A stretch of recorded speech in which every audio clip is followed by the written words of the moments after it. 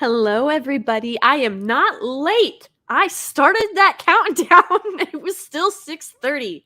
So, I'm just saying. You know what? If I could pull a Gary, that'd be awesome. But if I pulled a Gary, there'd be like 4,000 of in here waiting for another 15 minutes. I'm just saying, like minimum. No, we love Gary. Okay, hello everybody. I hope that you are all having a wonderful Thursday. And I am actually here with some super awesome people. The one and only turtle loving, absolutely fantastic, beautiful Steph from My Nerdy Home. Hello. Hello. How are you doing this evening, darling? I'm doing really good. I just finished a Twitch stream. Finished early so I could grab a little bite to eat, and now I'm here ordering pizza because I didn't even think to order pizza. But now we know. Yeah. Now we know. Awesome. Well, thank you I feel so incredibly blessed and grateful. You ended your stream early and Tom pushed his stream back. You guys are awesome. And I know it's actually not for me. I know it's because we're talking Teenage Mutant Ninja Turtles, but I'm just going to pretend it's for me so that we're I can talking Teenage Mutant Ninja Turtles with you. Yes. There we go. Yes, of course. Absolutely. Of course. So speaking of, we have a gentleman here to help balance out us, emotional women or something of that nature. Keep a voice of reason, and then he and I'll probably get into a fight over who the best turtle is. It's gonna be great. But everybody go ahead and say hello to the one and only Tom from every channel on YouTube. Hello. Hello. How are you doing, Tom? I'm doing great because we're going to talk about some Teenage Mutant Ninja Turtles, and you and I haven't really talked in a long time. Neither have Steph and I, so it's been a while. So yeah, this is going to be fun, I think. Absolutely. I think it's going to be a blasty blast. Sorry. I am super guys, I don't know if you can tell, but I am super pumped for this. I love TMNT. Probably to an unhealthy degree. I don't know if that's possible. It's my favorite movie, so. Yeah, it's definitely one of my top 5 favorites of all time, probably top 3. There's nothing about it I don't love, from the soundtrack to the casting, which is just perfect. The costumes, they just they nailed it. Absolutely, yeah. 100% nailed it. I don't think that there is anything about this film that I dislike, quite frankly. I can't think of any of even Steph and I were talking just a little bit before the stream started, and she rewatched it today just like I did. And I don't know, Steph, I think it still holds up. What do you think? Absolutely. I do too. I mean, you can definitely tell in some scenes, the mouths move a little bit weird. But I mean, it's the best. It still holds up. It's the best suits compared to the Secret of the Ooze and the third one, the travel in time one. But the costumes are the best ones in this movie for sure. Absolutely. Absolutely. Yeah. What do you think, Tom? Does it hold up for you? I mean, I'd like to think so. I mean, I'm glad to hear you ladies think it does. I mean, I can't really look at it with a subjective or objective eye at this point because I've seen it so many times. I was there on opening day. I saw it in theater, 3-4 times. Dang, I'm jealous. Yeah. Well, my story for seeing it the first day isn't as great as you'd think. My dad was supposed to take me. We went to Burger King earlier in the day, and they had that week they had started selling the episodes of TMNT on VHS for $4.99 with any kids meal to help promote the movie. And so went and got all that. Well, my dad decided he was going to go get drunk before the movie started. Well, so my mom ended up having to take me. But in the end, the movie was great. My mom enjoyed it quite a bit. you know, it was like, it was meant to be a day for me with me and dad, and it turned out being a mom and me day. But, you know, in the end, it didn't matter, because then I took all my cousins and friends to see it 3 or 4 times over, like I said. And it was one of those movies that blew my mind. I don't even think the trailers had me ready for what I was going to get. I don't know what's going blinking. on. Yeah. It's Yeah. like blinking. I don't know why. It's like freaking out. Did it calm down? Yes. Everything's There we freaking go. out. It's all freak. Okay. It calmed down. There we Calm go. down. All right. There we go. Like, even just this is so 90s to me. Like, to the point that I just remember these block letters being like the thing for the 90s. You know what I mean? And I just like it's so good that I'm just so I was only a year old when this movie came out. Or somewhere around them parts. but oh gosh, the first time I ever saw it, I think I was like 5 or 6, and I immediately fell in love. So for me, this was one of the first. This is one of the first movies I ever remember actually watching. That's how great it is. Unlike I remember watching some like kid shows, like obviously the TMNT cartoons, and Gargoyle, the Gargoyles. I don't know if anybody else watched that, but let's see, what were some other ones? My parents raised me on the classics, like the Jetsons and Tom and Jerry and stuff like that. So I remember those cartoons, but like the first movie I actually remember watching, not seeing in theaters, but the first movie I actually remember watching is this movie. And we popped popcorn and we had chocolate milk, and it was just freaking fantastic. And then of course we were like halfway through the movie, and my older cousin, he was like, he looked and he's talking to my mom. He's like, hey auntie, why don't we have pizza? And she was like, okay, I'll order some pepperoni. So it was the first time having pepperoni pizza. Aww. So it was a night of firsts for me, and it was a great night, I will say, for sure. I don't know how old I was when let me see. I think I was like, when I first saw this movie, because I first saw this movie at my grandma's house. I never saw it in theaters or anything like that, but I first saw it at my grandma's house. They had like the cassette tape there, because my grandma had a VCR. Yeah. And that's where I first saw this movie, and I was hooked. That's part 2. Sorry, I was hooked. Me and my cousins, we were all there. Like, we would just watch this movie over and over and over and over again. And then when the second one came out, that's when like we all went to the movie theater and watched the second one. But yeah, this one, we just kept watching it over and over and over again. I think my brothers were like Ninja Turtles for Christmas. I mean, for Halloween, not Christmas. What am I talking about? For Halloween, at one point, like after we saw this movie, it was pretty cool. Yep. But yeah, we but we like, that's where I first saw it, like on That's at my so grandma's cool. house. But I fell in love with this movie, and I really do think that this movie is where my love of turtles comes from.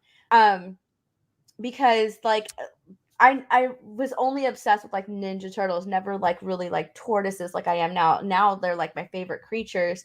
But this has to be where it stems from, because I really loved this movie. I even love the third movie. Like I just Really? love these movies.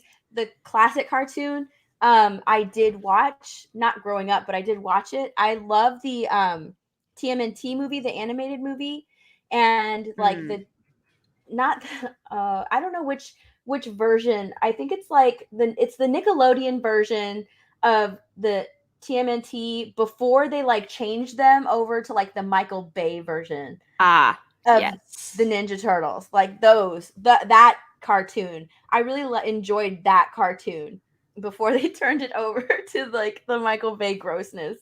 So yeah, I really love. Oh God, I loved it. I love this movie so much, and Ninja Turtles in general.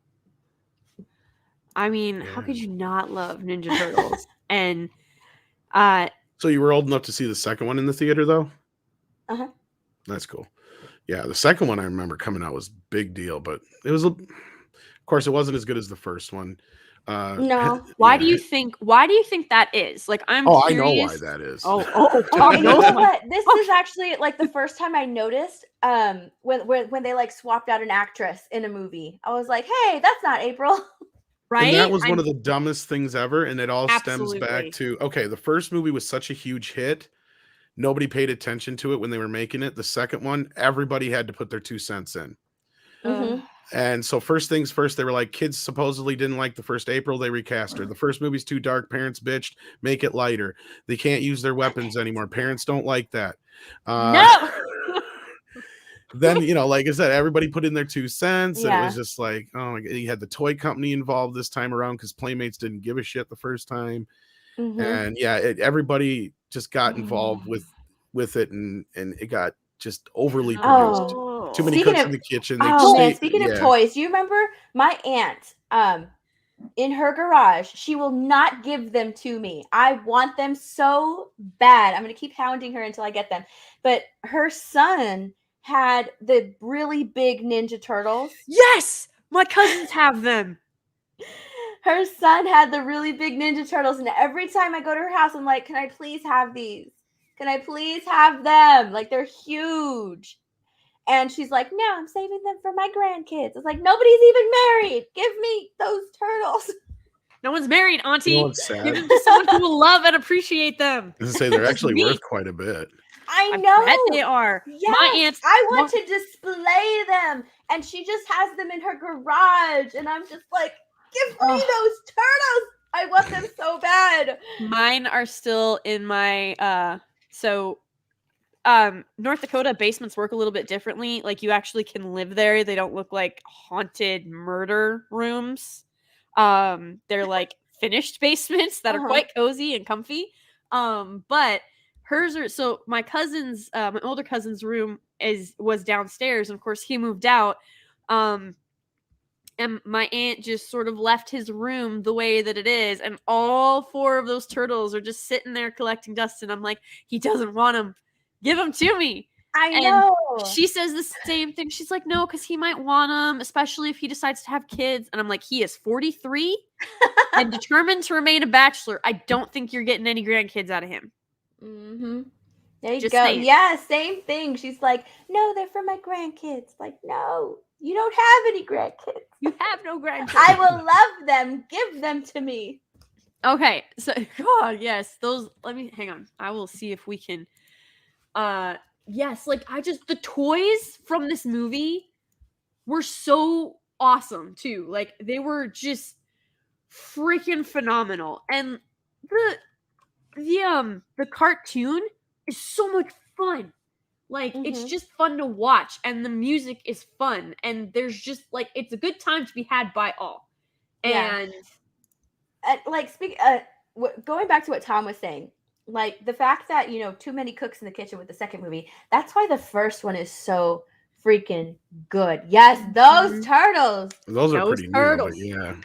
Huh? Those are fairly new. Nickelodeon. Here, those are the newer ones. Oh, those are the newer ones. Yeah. Yes, Playmates didn't actually do anything for the first movie. It was the second movie they did the movie Turtles. The big ones, yeah. Yeah, and like I said, Playmates didn't even think the first movie was going to be any good. They hated it. Well, they're idiots. Yeah. Like, nobody had any faith in the movie. It was one of those things you guys got to remember. When the movie came out, all they had was the cartoon and the toys at that point. And it was already 3 years in its run. Everybody was like, oh, it's going to flop. Nobody cares about Ninja Turtles anymore. Batman had just come out, and everything was Batman. So like, everybody's like, the Ninja Turtles ain't going to do no good. Next thing you know, it's the highest grossing independent film of all time. It made about 2/3 of what Batman did, but still, I mean, at that time, that was crazy for what they pulled together. And you're right, Steve Barron was a big part of it, and he was another reason why the second film didn't work as well, because they drove him away during the editing process. So of the first film. This is a new, like, I can tell this is a newer one, but my cousins also had. It's pretty close to the original. That's pretty dang close to. Can we appreciate how much April O'Neil's van in the first one looks like this van? Yes. It's just all white. All white. Can we say we're still allowed to say that, right? Yeah, I think so. No, but it's true. Like, this movie, it's so nostalgic and timeless. It always, anytime I talk to anybody, especially 80s and 90s kids who grew up with this, it's always the same thing. Like, how, I love the first movie, and then the second movie, almost everybody is like, I mean, the Turtle Ninja rap is good, and like everybody can sing that freaking song, but it doesn't have the same, I guess, poignancy. Is that the word I'm looking for? Poignancy. I think that word. There you go. Well, it doesn't have the edge as the first one. That's for sure. That's true. That is. And Brian Henson said that, and he was another one who, even though the Henson Company worked on the Turtles in the second one, he was the one who worked really hands-on. Brian Henson was Jim's son with the first film, and they made the outfits, right? Yes, yeah, and really, what helped them get there was Labyrinth, the Hoggle character, because before that they didn't quite know how to do it, like with the RC, to where they could do it wirelessly. So they're like trying to figure it out. So they figured it out with Hoggle, and then they're like, yeah, we can do that. And then they just put all the mechanics in the shell. So you, like, in Hoggle, it's all in the head because he's got this huge head. But that just happened to work out. But yeah, so then that was where Brian's like, he was the one who had all the faith in it. Jim was like, he didn't want to do it. Jim was like, I don't know. They're really violent, and I just don't know about this. And Brian went off on his own, and he made the deal. And he's like, Dad, just trust me on this. It's going to be big, and all that kind of stuff. And sadly, Jim died not too long after the film came out. But, it was, it was, I think he did at least get to see the success of it at the end there. But no, like Brian, he wasn't not as involved with the second one at all. So that also is another reason why I feel like it just wasn't quite as good and up to snuff. It really wasn't. And that's not anything. That's not anything against. There they are. Yeah, it's these turtles. Yeah, those are worth a lot. These turtles. Yes. My aunt has these turtles. That's those are the ones my aunt. Yep. Just sitting there in the garage, doing nothing except collecting dust. Nothing. They're just scattering dreams. Just there. Give me those turtles. I think. Okay, correct me if I am wrong, Tom, because that does happen. What? It was. Was it Michael Dressman was the director of the set? Because I know. Here's the thing. Michael Pressman. Yep. Pressman. Okay. So, Steve Barron, for those who don't know that name, I guarantee you have seen some of his work. If you watched The Donner Superman, he was involved with that. He's had a lot of, I don't know what exactly. He directed some of the most famous music videos of all time, including Aha's Take on Me, Money for Nothing by Dire Straits, and Billie Jean for Michael Jackson. Yep, I knew Billie Jean. And so he's extremely gifted. He directed Coneheads as well. Yeah. And so hang on, let's see. Here we go. I'll pull up his IMDb really quick. 1 second. I don't know why I didn't think of that before. I'm a genius, yay. But he's a big reason we have the movie we got, because the original script was not what we got. Trash. Yeah. He came in and he had I guess now I read it in this book here that I got, but I thought it was originally just the comics he had, but I guess he had the original collection. And I've heard two different stories now. So the original story was He came in with a stack of the comic books to the writer. He threw them down, started ripping out pages, and said, "Here, this is the movie." And he gave him like a stack of pages out of about 5 or 6 of the first few comic books. And then in the other one I read is he just took the collection and put notes on it. But I like the other story better, where he actually ripped the pages out. I like that story too. That sounds awesome. We need more directors like that. He's so and like look at this. So this the Durrells, he hasn't directed the entire series, but he's directed episodes. You know, so he has done recent work. And you know, he's given us some of the best, like some of our best childhood nostalgic memories and moments. So like he did, see, here you go. So he's gotten a lot of Madonna Celebrate. We're just gonna go right past that. Nobody cares about Madonna. There you go. Yeah, so like there's Billie Jean, Dreamkeeper. I don't know how many of you watched that, but it was a TV movie. It was pretty good. The Best of Bowie. It's a video doc that I've like. I remember that Merlin. Yeah, yes, that Merlin TV series. Merlin, one of my favorite miniseries ever. He directed that. And then you've got. Well, obviously he worked with Bowie and ZZ Top. Def Leppard, Natalie Cole. There's Bryan Adams. Like Brian, oh my god, I remember when Bryan Adams was literally on the radio all the time. Boom, and then here we go. Teenage Mutant Ninja Turtles, the movie, 1990. And so like everybody always asks me why I call it either 1990 TMNT or TMNT the movie, because like that's actually the title. That's what it's called. And it helps differentiate because you can, like, if you tell someone TMNT 2, they immediately think of the ooze. Like, we're not going to, like, talk in depth about the Michael Bay films or anything like that. But can you guys even quote me a line from those movies like you can this one? Like, just the sick line where Michelangelo's like, my shell's getting tighter or whatever. I could feel my shell getting tighter or whatever. It was like, oh yeah. Okay, the one that was, I remember that was in one of the trailers, right? Yeah, I don't know if it was in the trailers or not, but it was. I remember when he's like, oh, he's using his Batman voice. That's. Oh yeah, that one too. Yeah, it was just a bunch of cringe. You know, like the one thing that I can remember though is how creepy. I think it was Donatello, how creepy he looked when he's trying to like keep something from closing or something. I don't remember, but he's just like, he's screaming and he looks so creepy. His face is just so gnarly. Like, I remember more about those movies than I want to, sadly.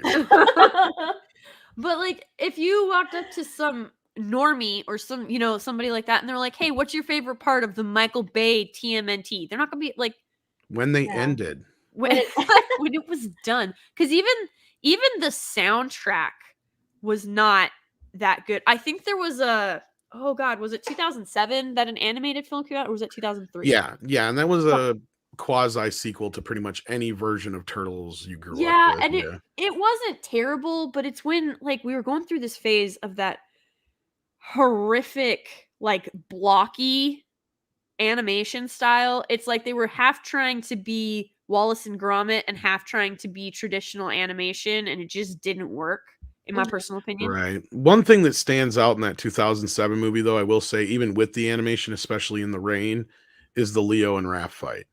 Like, yes, that stands out. That is quite a bit. Yes, it does. That is fantastic. And so there's just so, and look at the stuff that Steve Barron has been able to give us, and like, Lord in heaven, this man has done so many music videos. I know. Kenny Loggins, yay! Oh, that's right. He did Africa as well. I forgot about that. It's no wonder the soundtrack is so good for this movie. Yeah, like no, I was just about to say. Well, and that's the thing is there's not any like real big artists on the soundtrack outside of MC Hammer on the first one. Like he was the only, and they even tried to sell it on that, and his is probably one of the worst songs on the soundtrack. Honestly, he's really phoning it in on that one. The better songs, of course, were Partners in Crime and 9.95 and all that kind of stuff. Which, by the way, do not exist. You cannot get them on what is that thing called? Instagram. That's what that thing's called. Because, you know, I did the reels. Oh, yeah. Really? And yeah, could not find 9.9. Like, couldn't find any of that stuff. I was like, how are these not on Instagram? Like, there must be a library that I don't have access to because there's no way these aren't on here. But sadly, the weren't. soundtrack was bigger in the UK than it was here. Like, Yeah, I have a that's bunch of crawling. 12-inch singles imported from UK. Like, it was huge over there. Wow. Huh.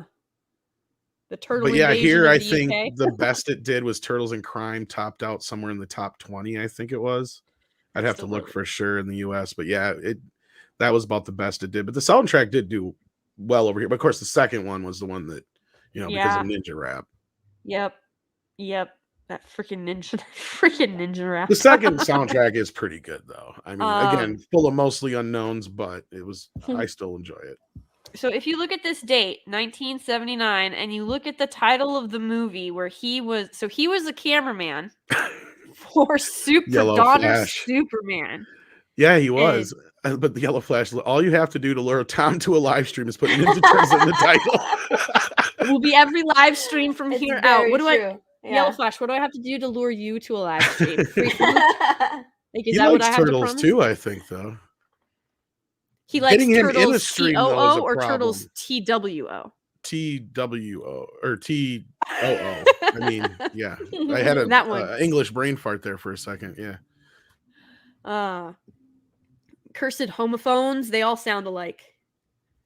Yeah, he's done a lot of work, and it shows in the film. I mean, that first I didn't realize that he was. I didn't realize he was on the Duelists too. This man has credentials. Mm-hmm. He's watched some movies being made. Oh my god! Like, okay, so we're going to do just a slight side tangent because there is something that has perturbed me for the longest time. All right, I'm going to be straight with y'all. Batman is my favorite DC story, arc, character, hero, anti-hero, whatever you want to do. Yellow Flash, you got it. I'll talk Dragon Ball. Don't you worry. I can talk some Dragon Ball. But like I love Superman because like his tagline will forever, but I don't care what AT&T DC says. It is truth, justice, and the American way. And when you are stuck in the suck and you really don't need any more nihilism or bleakness in your life, dude, Superman is a great time. Christopher Reeve Superman is just freaking phenomenal. And then you go and you watch, like, Steph, I hope that this doesn't end our friendship.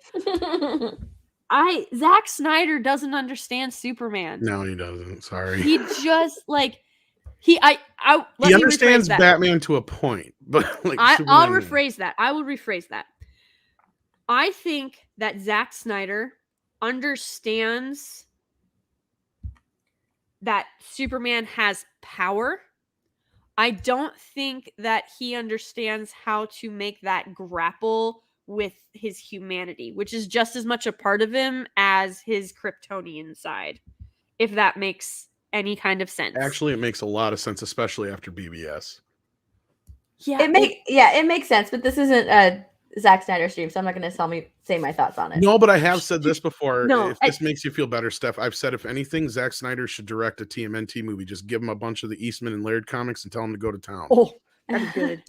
But I think, honest to God, in my heart of hearts, if you teamed up Steve Barron, okay, as the director, and Henry Cavill, I feel like that would be a hell of a Superman trilogy. Like, I really do. I think he was on the Donner Superman set. Like, he was there. He got to watch it unfold. He got to help make it. And he got to be a part of that. And he clearly has talent. I mean, he brought us teeth, so he's already cut his teeth on TMNT. The Duelists is one of my favorite like, it's freaking fantastic. I had no idea he even worked on that. Like, shame on me. And he gets, like, he got TMNT. Mhm. It was dark, it was edgy, but there was also like that lighter fun side. There was the banter with the turtles and, you know, being like, there was brotherly competition. Right. You know what I mean? So I think DC, if you're listening, if you want to make billions of dollars, team up Steve Barron and Henry Cavill and make a Superman trilogy. And then you could, I think Zack Snyder, I agree with Tom, give Zack Snyder a TMNT film, or, you know, let him do the solo Batman film. Yeah. Or well, you got to films. give That him a good would- script, though. You can't just let him go willy-nilly. See, You that have would to- that would be a good idea, but unfortunately, they're not giving us what we want nowadays. Never. Yes, well, we that's got DC. We're 3 getting a- TMNT projects, and one of them Seth Rogen, and I can't remember who's doing the other one, and then the other one's the Rise of the TMNT cartoon movie. And it's like, yay. Oh. Reject. Yeah, and then we're getting like a black Superman. Yes, So. we are. We're getting 3 different versions. We're getting 3 different iterations of Superman, and it confuses the ever-loving bajongles out of me. I will be right okay. back. My dogs are. I heard. Crazy right now. Puppies are speaking. We'll still be here, Steph. Don't you worry. I can't remember who is directing that other TMNT project now. If it's not Steve Barron, I don't care. No, it's not. It's George is in the chat. Hello, my dear friend. Hello, everybody. So while Steph is gone, I'll say hi to everybody that I can see. Na na na na na na na na. Hi, I see you. No, don't talk about the new movies. My Kryptonite. We didn't talk about them for very long. No. They're my Kryptonite too. Yeah. I highly dislike. Like, okay, don't get me wrong. I enjoy a Michael Bay flick. It's escape it. Like, it is everything you want in a mindless action flick. It's loud. It's action packed. There's explosions everywhere. American flags grace every corner of the screen, and, you know, hot chicks are kissing relatively hot dudes. I don't know. I'm not a huge Shia LaBeouf fan, but you know, I can't complain too much. That I think Marky Mark is attractive, even though he's older. So let's see. Dan Miko 1, hello. Oh, George said hi to me. Hello. Raquel Super Saiyan Girl 2.0, hello.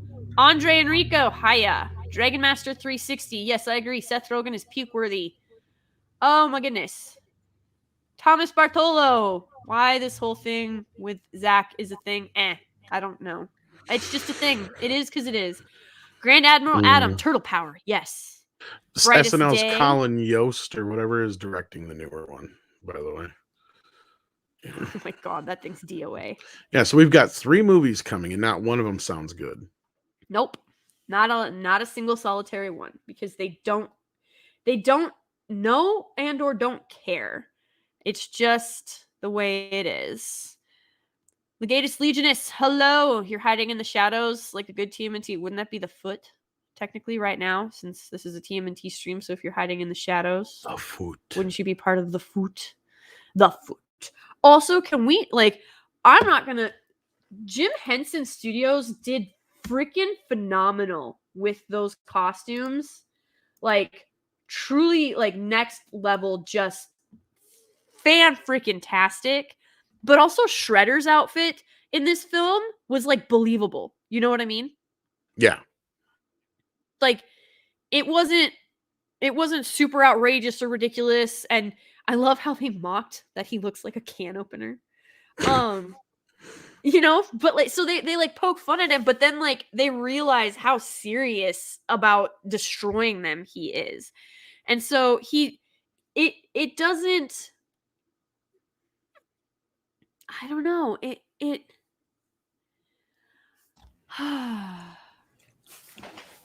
I'm back. What I missed? well, It we were talking about how great the studio did with these costumes, and I'm gonna bring up, hang on. So, Steph, what do you think about the Shredder costume in this video, in this film? Now, if we're going to watch Ninja Turtles, right, you have to remember that you're in a world in which Ninja Turtles exist. Yes. And it's not like it's in our modern world right now. Like this is where Teenage Mutant Ninja Turtles exist. And the story exists between, Oroko Saki. Yes. So when I was rewatching it today, and Shredder had his introduction with the gong, and he's walking in with his cape over here, and that was the very first time that I find myself looking at it and going, ugh. But then they removed the cape back. Okay. But it's supposed to be like this grand entrance because there's a new member of the Foot Clan. It's like this, what's the word I'm looking for? Initiation? And no, like an initiation, but I was going to say celebration, not celebration. But yeah, it's kind of like an initiation sort of. But yeah. I was just kind of like, whoa. Okay, now it makes sense, like why he would be all dressed up like that. And I really love Shredder's costume, comic accurate to a T. It's beautiful. I love it. But when he is walking in, I was kind of like, ooh, all right. It's kind of like I have to suspend my disbelief for Shredder's outfit, but then I have to tell myself, like, well, we are in a world with Teenage Mutant Ninja Turtles and the backstory and all that stuff. So, because like I was thinking, like if I was like a teenager and I'm in a ceremony, thank you, ceremony. God. Oh, okay. They're having the ceremony. Thank you. But I was just thinking to myself, like if I was a teenager, where they hang out, I'm like, damn, that place is dope. But then like he calls them like, I'm your father. I would kind of take a couple of steps back and be like, oh, well. To be fair, that like, because, I was watching it too, and that actually hit me a little bit different when I watched it, because I was like, okay, so you have all these because remember, there's not really arguing where the city is now. Like, it's just, this could literally be, like, right now, this could be LA, Chicago, New York City. This could be like any of the big cities, really, even though obviously it's New York. But yeah. The thing about it is you have all these kids with no fathers. You have all these kids with no parents, and they're just like wandering around aimlessly. And so like if you ever listen to the psychology behind why gangs exist or whatever, they're filling a vacuum of like a family, as dysfunctional as it is, and they're filling that void. And you know what? This movie has like this underlying theme of fatherhood. Yes. With the Shredder, with Splinter, and with Danny and his dad. Mm-hmm. Like that's one thing that I was just kind of like, and even April with her dad too. Yeah. Yes, with April and her dad in the antique shop. Absolutely. Yep. Yes. 100%. I think even it's just such a good and movie. Casey even I think had a storyline that got dropped too that was part of his dad, because when he's out on the roof, it's in the novel, I believe. He just got into an argument with his dad when he's sitting out on the roof. Yep. So, but all that stuff kind of got chopped out. Speaking of scenes that got chopped out on the roof. Yep. And then speaking of getting chopped out, this scene here actually has a whole bit that's chopped out before it, where Shredder kicks the shit out of the guys that failed to show what happens if you fail. But that got cut out because it was deemed too violent. Yeah. Oh wow. And not only that, in the other scene where Tatsu kicks the shit out of that other kid, he actually died in the original cut. But oh damn. Yeah. Wow. But they were like, if you leave that in, you're going to get an R rating. So they added a bit of dialogue where they're like, he'll be okay. Let it be R rated. Oh, could you imagine? Like, this is such a good movie. And I don't know how they got away with PG at this time. The rating system was different back then. I think clearly, we weren't a bunch of pansies back then. I know. This would be considered rated R now.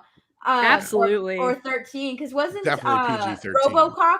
Was it RoboCop like PG-13 or something? No, yes, the original two were R, but the third one was PG-13. Okay. Okay. RoboCop is so awesome, man. But yeah, this costume is legit, like fucking badass. I love this costume. Well, what's even badder ass is Shredder kicks the shit out of him while he's kneeling on his knees. He doesn't even stand up. Man, I need to see the director's cut of I know! TMNT, the movie. I think the deleted scene is on YouTube somewhere. Oh, I need to find it. There's only like 3 deleted scenes that have ever resurfaced. Oh man! And one of them was the one from the very ending that's in all like the comic books and the books and stuff, where of course. April tries selling the idea of the Turtles as a comic book, and the comic book company says it's too far-fetched, and then it zooms out and you see all 4 of the Turtles suction cup to the windows into looking in. Oh man, That's it's so funny. great. I think so. One of my, I'm outside of obviously when Mikey and Donatello are sitting waiting for the pizza to arrive, and you know, Donnie is like, what did you think about Splinter when he said, you know, like not needing him anymore, Not having him. Yeah. not having him anymore, and like Mikey just completely ignores it. yeah, Mikey is the quintessential, like, this boy, he don't, out of all of them, I believe that Mikey is a teenager because he just deflects and avoids and does not, he avoids conflict like the plague. Yeah. And it's both of them kind of do. Donatello not so much, but when Raph and Leo are having that fight in April's apartment, they're just kind of like, fight, kitchen, and they both just leave. Yeah. Pork rind. Pork rind. Well, speaking of deleted stuff, that just reminded me, Michelangelo's storyline got deleted. It actually had him dealing with the fact that he buries all his feelings. Because it's actually Michelangelo in the barn and standing on top of the barn. If you're not paying attention, because they put Raphael's voice in there. They did, yeah. They but did. if you crank up the bright, you can see that it's Michelangelo. Oh, wow. He was going through this whole thing where he was struggling with dealing with the loss of Splinter and all the anger from his brothers. And there's this whole little bit where that's him on top of the roof actually yelling Splinter, not Raph. That makes so much more sense. Yeah. Because they tried giving all the Turtles their own little storyline, but Mikey was the one who kind of got shoved off. Oh, well, man, I think Mikey. Oh yeah, go ahead. And it would have come full circle and made, him crying when they're meditating around the fire. Yes. Even more powerful if that was oh man, that would see. And I think honestly, out of all of the Turtles, I think Mikey was really more like the voice and the representation of the audience, especially if you think of who the target demographic was, which was, 13 to 16-year-olds, right? And you just ended up getting a bunch of like really crazy 8, 9, and 7-year-olds like me freaking loving this movie anyway. But if you think about the target demo, like most teenage boys, at least what I remember from my teenage days and looking at my like nephew and stuff now, teenage boys really just either laugh crap off or they go do something really stupid. Like that seems to be the two things that tend to happen the most, I guess. And like Michelangelo he sort of just lets everything kind of roll off of his shell, as it were. Water off a turtle shell. And eventually he does, like you said, he cries at the fire, and for me that was already enough, because you're like, wow, this hits Mikey too, like you can see it now. So god, this movie is just so freaking good. It's so incredible.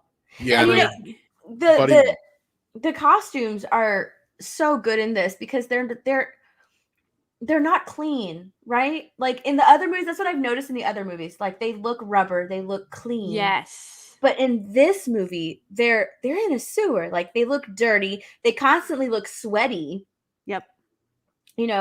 And that just builds even more on like the realism of this movie. You can totally buy it. You can get lost in this movie and really think like, dude, these are talking turtles. Like I buy it. I buy every bit of it.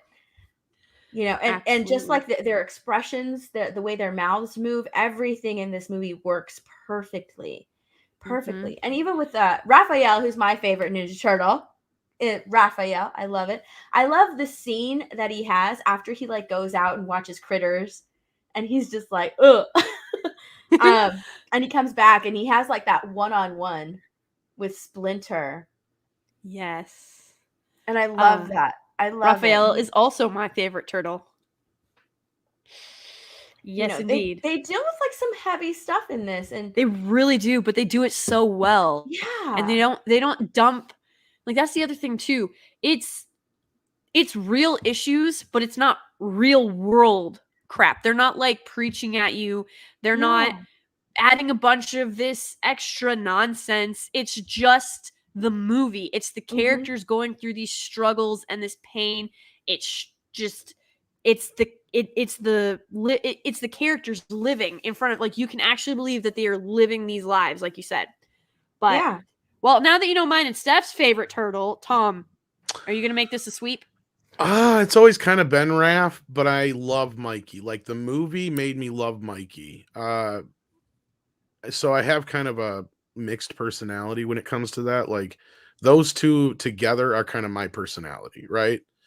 The TV show always just kind of made Mikey just the cowabunga dude. Yeah. Like, that's all he did. Yeah. Like, he was never anything other than that. And Raph was always the funny guy on the show, so I always gravitated towards him, and red was my favorite color anyhow. But like, when I saw the movie, like, yeah, I love Raph, and I was so happy that he was kind of the more focal turtle. But I finally got to see Mikey have a bit of a character, so it was just the perfect voice, which is odd because it's cousin Oliver from the Brady Bunch of all people doing his voice. And then just for some reason they just captured him a little bit better, in my opinion, which is, it just made him a little bit more of a character than just a catchphrase, I think, is what I was trying to get at. But yeah, I mean, and the chucking scene, I love the fellow chucker, eh? That is like one of my favorite scenes. It's such a good scene. Yes. Where I love it. Like, their interactions with at the end when he's just like doing it on his one finger. Keep practicing. I love that they dump him into the turtle tank. Like, if we're gonna that whole fight scene. All the fight scenes are great. They're well choreographed. Of course, you had the Golden Harvest crew, the guys who worked on all the Bruce Lee films and stuff, doing that part. You had the Jim Henson crew doing the costumes, and you had Steve Barron, like you guys said, doing the directing part. Up until the editing bay, that's where he was involved. And then it was the first edit was actually edited by Sally Menke, who got fired, but would then go on a few years later to direct to edit all of Tarantino's movies up until she passed away in 2010. Wow. So yeah, so like, she at least had pedigree. So I'd love to see her cut to see what it was. But yeah, evidently they locked Steve and her out of the editing room and recut the whole movie, and that's the version we got now. That's from part 2. Yeah. But I always giggle. Like, Mikey always makes me giggle. Even part 2 has some of the best jokes. I will say, like, I still hold a place for part 2. When it came out, I loved it because I was 11. I didn't really pay much attention to the other side of things. It was when I was older, when I kind of look back on it, and I understand now why my older cousins were like, I didn't like it as much. It was too much like the cartoon. That's what most of them said when we walked out of part 2.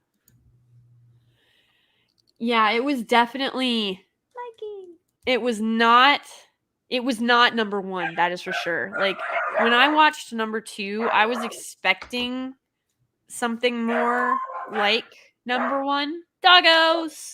I know. We love them. It's okay. We love them. But it wasn't as good. And like Steph said, you can tell, like, even that GIF that I just showed, you can tell that suit is rubber. Yeah, like, again, yeah, it doesn't have the same feel to it. And that was the studio mandate. They wanted it lighter. Yeah, and it just did not work. It didn't work. I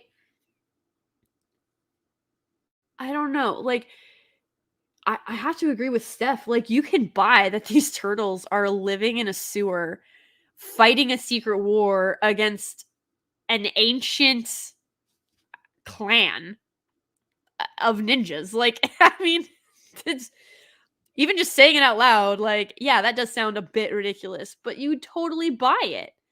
And I don't know. I'm just this movie, like I said, as you can tell, it just brings back so many fantastic memories. And I always found it interesting because, like you guys were saying, in the cartoon, Mikey was just like the cowabunga dude, and Raph was really the one with the jokes, and he wasn't super like in this film. Raph is super aggressive and very like he and Leo butt heads because like even Splinter knows that Raph could be a leader, but he's too busy trying Too much of to a hothead, yeah. Yeah, he's too busy trying to beat Leo to actually be a leader, if that makes any sense. And so it's like that whole subplot storyline that's in there is really, really great. And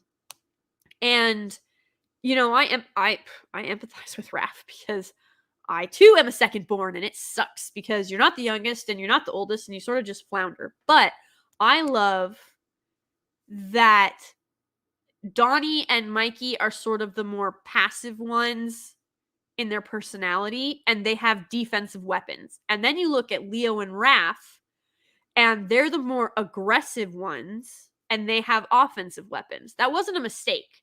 That was something that Barron really focused in on, you know, like from the comics and knowing sort of what was going on in the cartoon and other places. And sort of, he really gave each of the turtles he distinguished them. You know what I mean? Like he made each of them, I'm not going to say what they were because those personalities already existed, but he brought them forward. No, that's a very good point. Like, cause like you're right. Like, cause Leo with the swords, he's more straight edge, you know, and noble, which is also another thing that's kind of usually associated with swords. Yep. And then you got the Sai, which is a much more blunt knife, but also it's a defensive and offensive weapon. It's one of the most it's actually one of the few weapons that you can use with a short blade and fight a sword and break a sword with. Yep. So that's another reason why he likes using it. And then you're right, like Mikey, the nunchaku are very sporadic, like him. Yep. And then the bow staff is very pizza. Oh, there you go, pizza. And the bow is very practical and very just kind of it fits Donnie's personality in a big way. It does. It's no so nonsense. Useful, just like him. Yes. Yeah. It can be used as a walking stick. It can be used as a defensive weapon. It can knock an enemy's feet out from under. It's no nonsense. But it's also like you would have to exceed what it was created for to make it a lethal weapon. Like you would have to be, obviously he's a master with the bow staff, but you would have to know exactly how to use it to make it do lethal levels of damage. Donnie is really more like, they sort of, he subdues and he walks away. But like, you're right that it fits Donnie to a T. And I think, I don't know, like if I had to pick a weapon, I think I would honestly take the size. I really would, because like you said, Tom, there can be both offensive and defensive. It's not just because Raphael is my favorite turtle, but I feel like I would actually injure myself with the bow staff, if we're going to be completely honest. I fought with pugil sticks, all right? That crap ain't easy. I know I'd injure myself with some nunchucks. I would. Yeah, me too. I'm actually a pretty good chucker. I do have quite an extensive collection of pretty much all of them, except for bow staffs, just because bow staffs are kind of plain. But yeah, I'd say I'm best with nunchucks, but I'm okay with Sai. Can you show us some chucks? Ooh. I'd have to go see if I can find them. Hang on. We will allow you to rummage. You go ahead. Yes. Anything? I would pick a bow staff just because I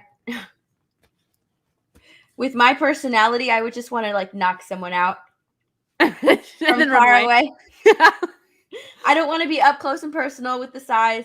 I would injure myself with the nunchucks, and I don't think I would be very good with the sword. So I would choose the staff for sure. I think depending on if the sword has a hilt, I might be okay.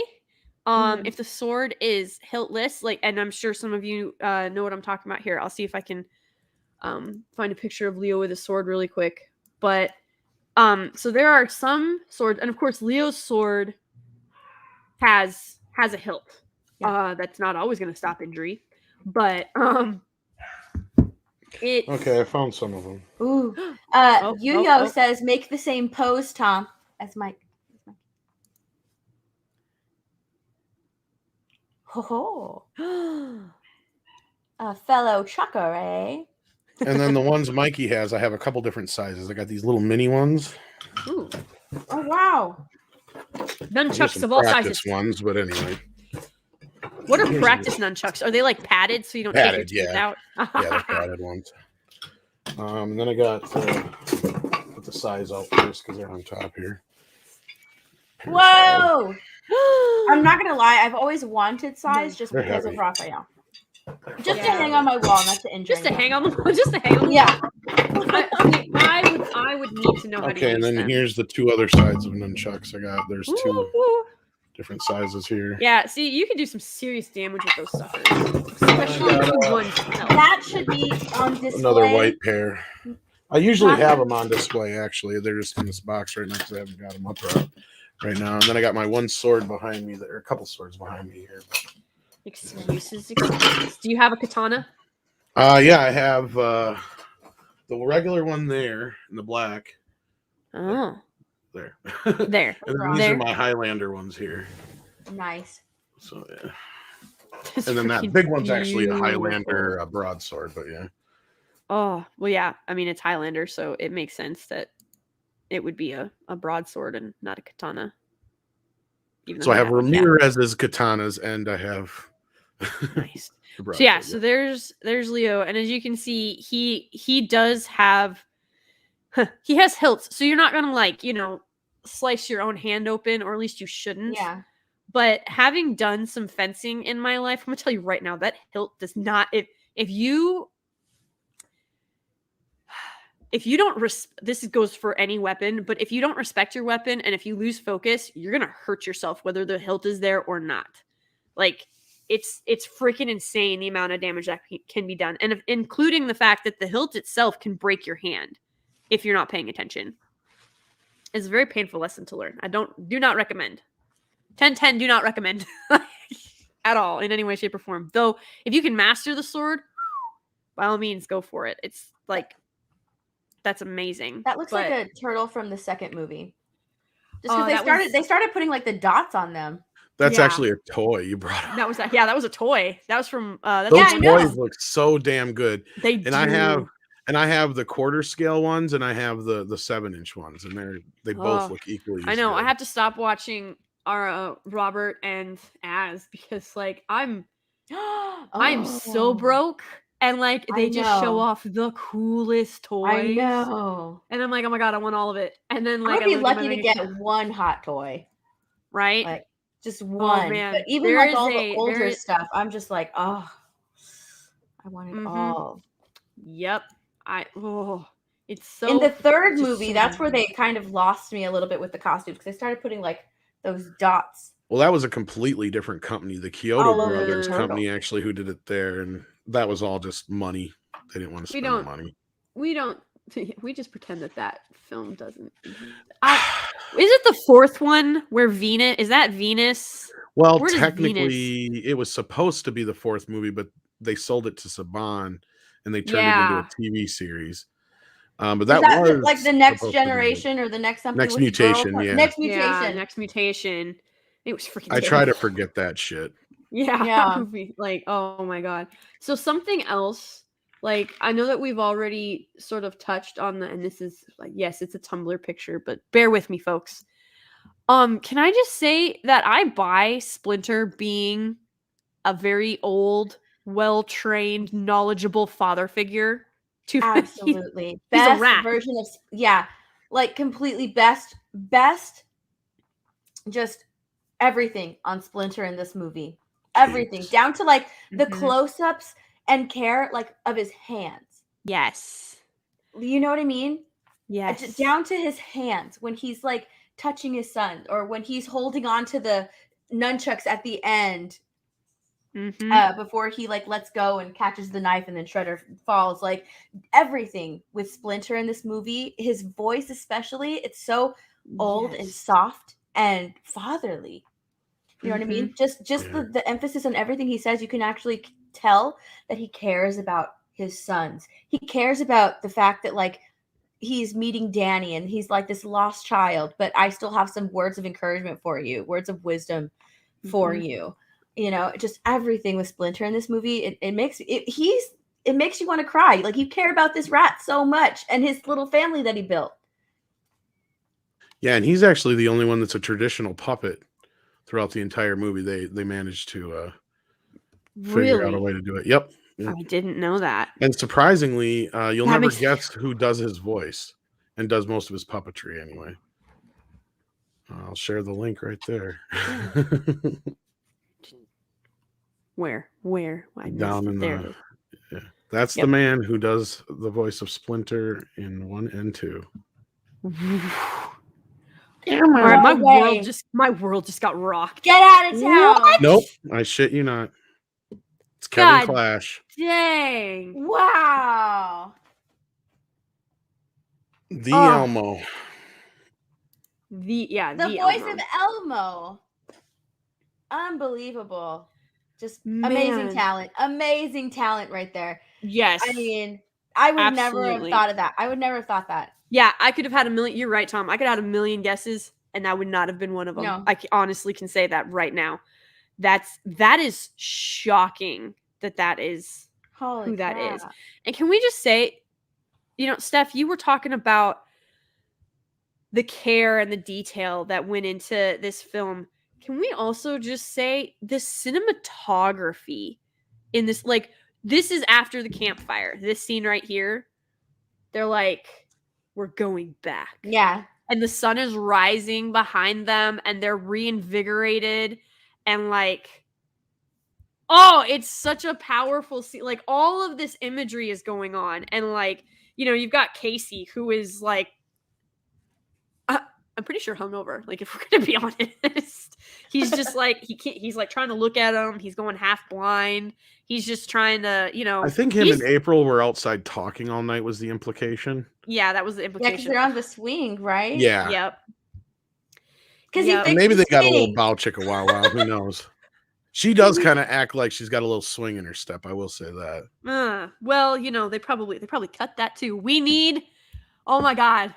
We need the director's cut of TMNT the movie. I doubt they even implied that in the movie. But yeah, I'm just saying, cinematography on this movie is gorgeous. It's beautiful, like gorgeous. It's something I don't understand why more people don't appreciate it for what it is, because like the imagery and the symbolism in this movie is like, oh my God, it's so freaking good, because you go from, when you've got Ralph in the beginning, like he's going out and he's in his trench coat and his hat and he's like, he's looking for a fight. Like he's begging for a fight. Yeah, because he's angry. He lost his eye. Yep. He's angry. And like, I mean, from the beginning of the movie, it's just so much care, right? Why was I going to say Rachel? Oh my God. From April, like at the very beginning with her yellow trench coat, like, yep. With her yellow trench coat. Yes, these guys, she looks like April O'Neil. He looks like Casey Jones. They look like the Teenage Mutant Ninja Turtles. Splinter looks like Splinter. Shredder looks like, there's no confusion. That, they struck the chord, the balance in this film perfectly, because it's not campy and silly looking, but it's also not super gritty and almost to the point where you have a hard time buying into. Like, if we're going to be honest, I think Christian Bale's The Dark Knight was fantastic. Don't get me wrong, but like when you look at the suit and then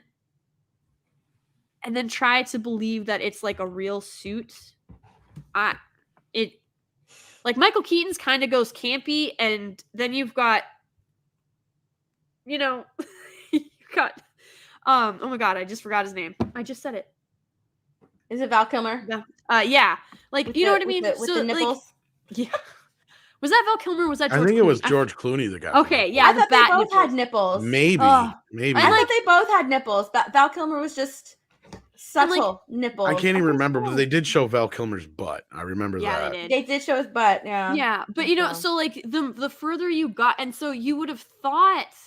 I wish that these movies, because I know Batman came out in 1989, but I wish. He had nipples. They were just subtle. Sorry. No, you're good. And honestly, like I could get over the bat nipples because, quite frankly, I don't care. Y'all can. This will be another stream for another day. But I think that Uma Thurman was a fan-freaking-tastic Poison Ivy. Wasted in a horrible film. Yes. I agree. She was an amazing Poison. The best thing in that horrible movie. She was the best part of that movie. She was so good. Well, not only that, you've got Arnold Schwarzenegger and you have Bane in there. Why is Schwarzenegger not playing Bane? I have no idea. I asked that same question. That makes sense because Mr. Freeze is supposed to be this tiny, scrawny little dude in this bionic kind of suit, and you've got Arnold Schwarzenegger in this big bionic. It just looks horrible. It was not like, that, what? and I mean, you know, for what it like, you could tell that Schwarzenegger was having fun in that movie. Like, well, yeah, take that for what it's worth, but. Yeah, so like somebody should have told him that Bane was the guy who broke Batman's back, and he'd have been like, "I'm definitely playing Bane." Yes, but like you know, so I wish that one of these two franchises would have learned from the other because you know Steph's already pointed this out and everything like that.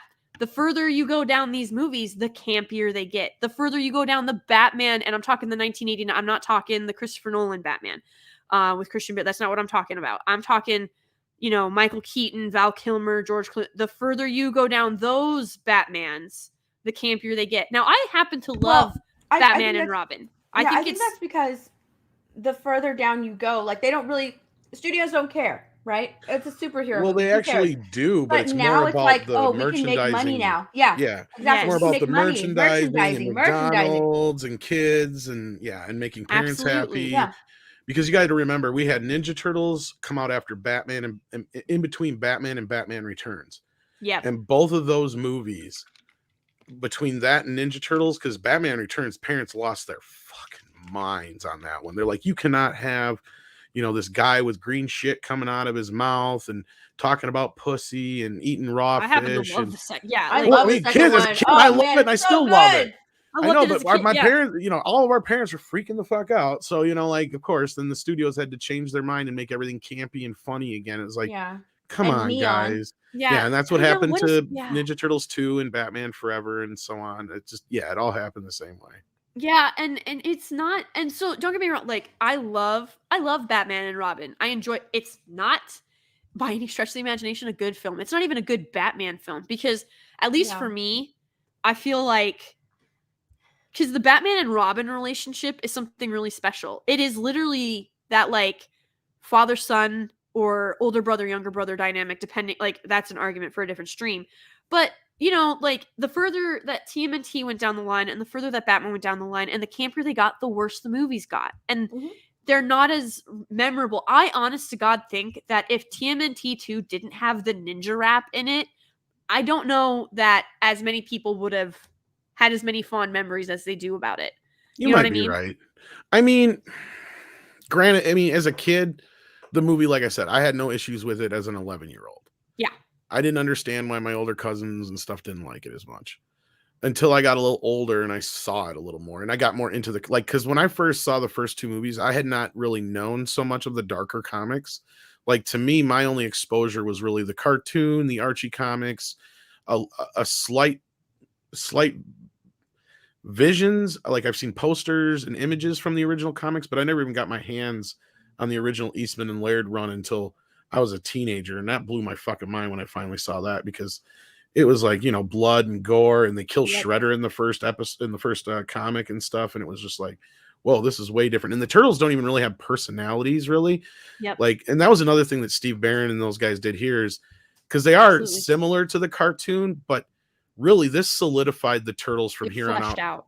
Exactly who they were, exactly what roles they played, especially Raphael, because like you said, in the cartoon, he was kind of a mix between what we got in the movie of Mikey and Raph. But when we got to the movie, they made Raph like dead serious. And they made Mikey the goofball. and that worked better as a dynamic, because when making Raph just sarcastic was like, okay, it's too much like Michelangelo then, so I can see why he got kind of squished out in the original series. But yeah, I mean, really, outside of that, this is more or less the original few comics just toned down a little bit for PG audience, basically. Yeah, and it's a real shame. Like the way that the chemistry of this cast was outstanding. They play off each other really well. I mean, you can actually believe that April and Casey have a thing for each other. Like, oh yeah, for sure. Like, their chemistry was fantastic. And it's so funny to me. They're because still friends to this day. Are they really? Yes, Yeah. I love That's that story. amazing. And so, like, She That's actually awesome. talked him into doing the figure because he wouldn't sign off on it, on the new figure. Oh, wow. Yeah. She's like, Thank what God. the fuck are you doing? She's like, do this. The Do it. fans want Do it. it. He's like, Do I it. don't want to. Do I don't want it. an action figure God, I hope myself you and all this stuff. And she's like, are you crazy? So You're she an talked idiot. him That's into it. awesome. That's amazing. Yeah, the chemistry with this, it's like lightning in a bottle, right? Yeah. I mean, they got everything like worked in this movie, everything, which is why it's so beloved to this day. Mm-hmm. I mean, you really do. You believe that Casey and April, like, of course, Casey has a thing for her, but she's just kind of like, he's a child in a man's body. Why would I be attracted to this? But I am attracted to this, but I don't want to be attracted to this, so I'm just gonna, yeah. You can you totally buy that, and he's more upfront with everything. Mm-hmm. Yeah, I'm And sure she's thinking like, he ain't got a job. I'm gonna be supporting his ass. Like, it's so good. And you buy what is her boss's name? Oh shit. What is his name? I always remember the cartoon in the movie. His name is shit. I'll remember it in a minute. Charles. It's Charles. Charles. Yes, thank you. Charles, God, I can't believe I had a brain fart there. Yeah, Charles. Wow. I mean, you buy like Charles as her boss. The overbearing boss, the chief of police. Like, everybody in this movie is so yes, good. and nobody takes. And she's trying, and like that's the other thing too, because she's trying to be taken serious as a reporter. So she's really trying to stay away from Casey because he is everything she is trying to not be. Mm-hmm. And so it's just like the dynamic between the two of them is so freaking. You're right. It's lightning in a bottle. Like they play off of each other so well, and you can tell that they're genuinely having fun, and that and I totally, by the way, 100% believe. Like, I love the scene where she sits down. And like she wakes up in the sewer, like I couldn't just leave her. Oh my god! And she like wakes up and she's like, having a nightmare. I saw you as a rat in the sewer. Like, that explains you. That explains you. I have no idea where you came from. And she's like, that scene is so good. Yes, she's like, calm yourself. What normal person wouldn't freak the heck out waking up to giant mutant turtles and a big old rat? And I love that, that she screams because they're all Michelangelo's all excited, like, can we keep her? Yes. And then like she wakes up, and that's like their first human that they've ever spoken to, because they've been down in the sewers, and when she yells, they yell because they're just like, we have I usually hate those scenes, but it worked so well here. It really did. So and it was because it's such a cheap laugh, but like the way it worked. And then he's like, please just calm yourself, Miss O'Neill, and I will tell you where we come from. And she's like, and it knows my name. So I found out that she didn't mean to sound like that. She meant to sound more like, instead of it being, he knows my name, what she was trying to go for was, he knows my name. Like, you hear the two differences, but like that first one was so like real, and it's like you could hear and feel the anxiety in it, and it was genuine. This cast was freaking phenomenal. This is one of my favorite scenes because Casey's just standing there eating an apple, being an asshole. And like in dirty clothes too, like dirty tank top, dirty sweatpants. He just helped yank them out of a building fire, drove for hours. I am Mr. Fix-It. Yeah, I am Mr. Fix-It. Lead the way, Toots. Toots. Oh, I love this scene. Babe. Princess. And she's just like, See, this is my thing. Like, feminists have never watched good movie. Male or female feminists have never watched good movie because they're screaming for a strong female protagonist. This April is everything another you one want. That's always forgotten. Yes, I know. Like she was so good, incredibly independent, lived on her own. She's like losing money on this antique shop, but she keeps it because of her dad. Yep. She's trying to like be a serious news reporter and move up, and she's like, once everything happens, she's like, I want a corner office, I want to be the highest paid news reporter. I mean, another come thing on. They didn't do with her is they never had it to where she was taken hostage in the first two films and the turtles had to go save her. Right. Like, yeah, they had the couple scenes where, in the beginning of the first film they saved her and Raph saved her in the second one, but after that, I mean, it was pretty much her all on her own. She figured out the shit in the second one. She figured out a lot of the stuff with the kids in the first one. I mean, like you said, she's a very strong, independent character. I'm trying to remember if I think she gets kidnapped once in the third one, but I can't remember exactly. I don't remember. I'm pretty sure she does in one part, but it's like I remember the little kid in the. I honest to God have not watched the third one very much. That's the thing I went and seen that in the theater. Get kidnapped. She gets kidnapped. I think in one scene. She doesn't get kidnapped in the third one. Remember, like she switches places with someone. Yeah. No, but like the guy who looks like Casey Jones, he's like pretending to be your friend, and then he leads her to a trap or whatever, and they end up. I think they take her hostage for like one bit there. It's been that's my problem too. It's been so many years since I've actually watched the third one. Is not a rewatchable one for me, and the second one is really just because of. I just remember Raphaelson.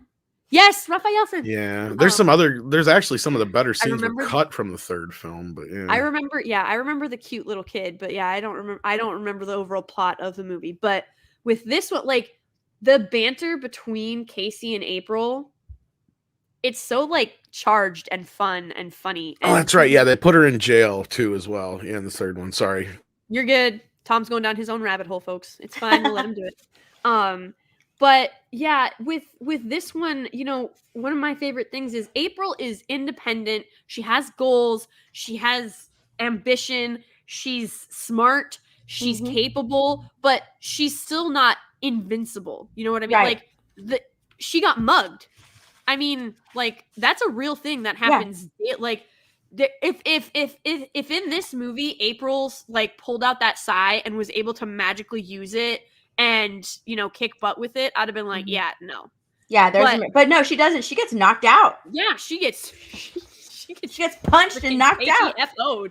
And like, so and then she ends up getting saved. But like, they never have to. She's never really the damsel in distress, and they never have to cuck Casey or Splinter or Shredder or any of the turtles to make her shine. Right. She is a completely standalone, independent, capable character and woman, and she's so good. Yeah, and she knows her limits too. Yes. It's not like she tries to go out there and learn, ninjutsu. She doesn't. She knows that she can't fix something, which is why she's right here asking for help. Yep. There's really nothing that when Raph is in the tub, she can't heal him. She can't do anything.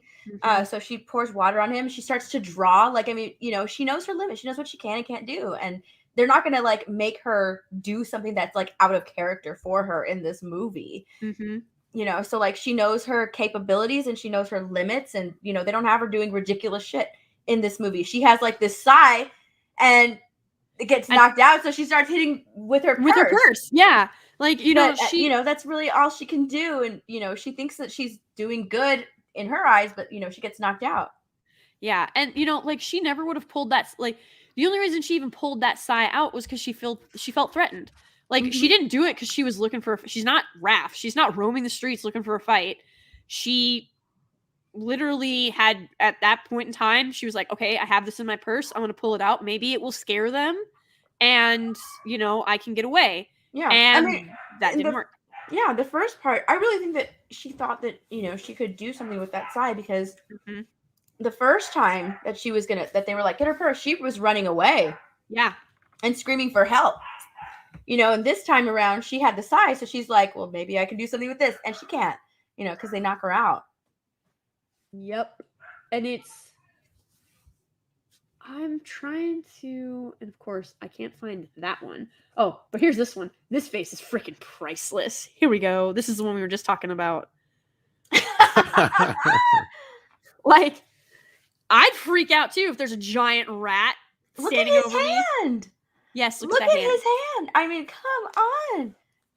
Like, it looks like a real hand. The detail, it's just so good.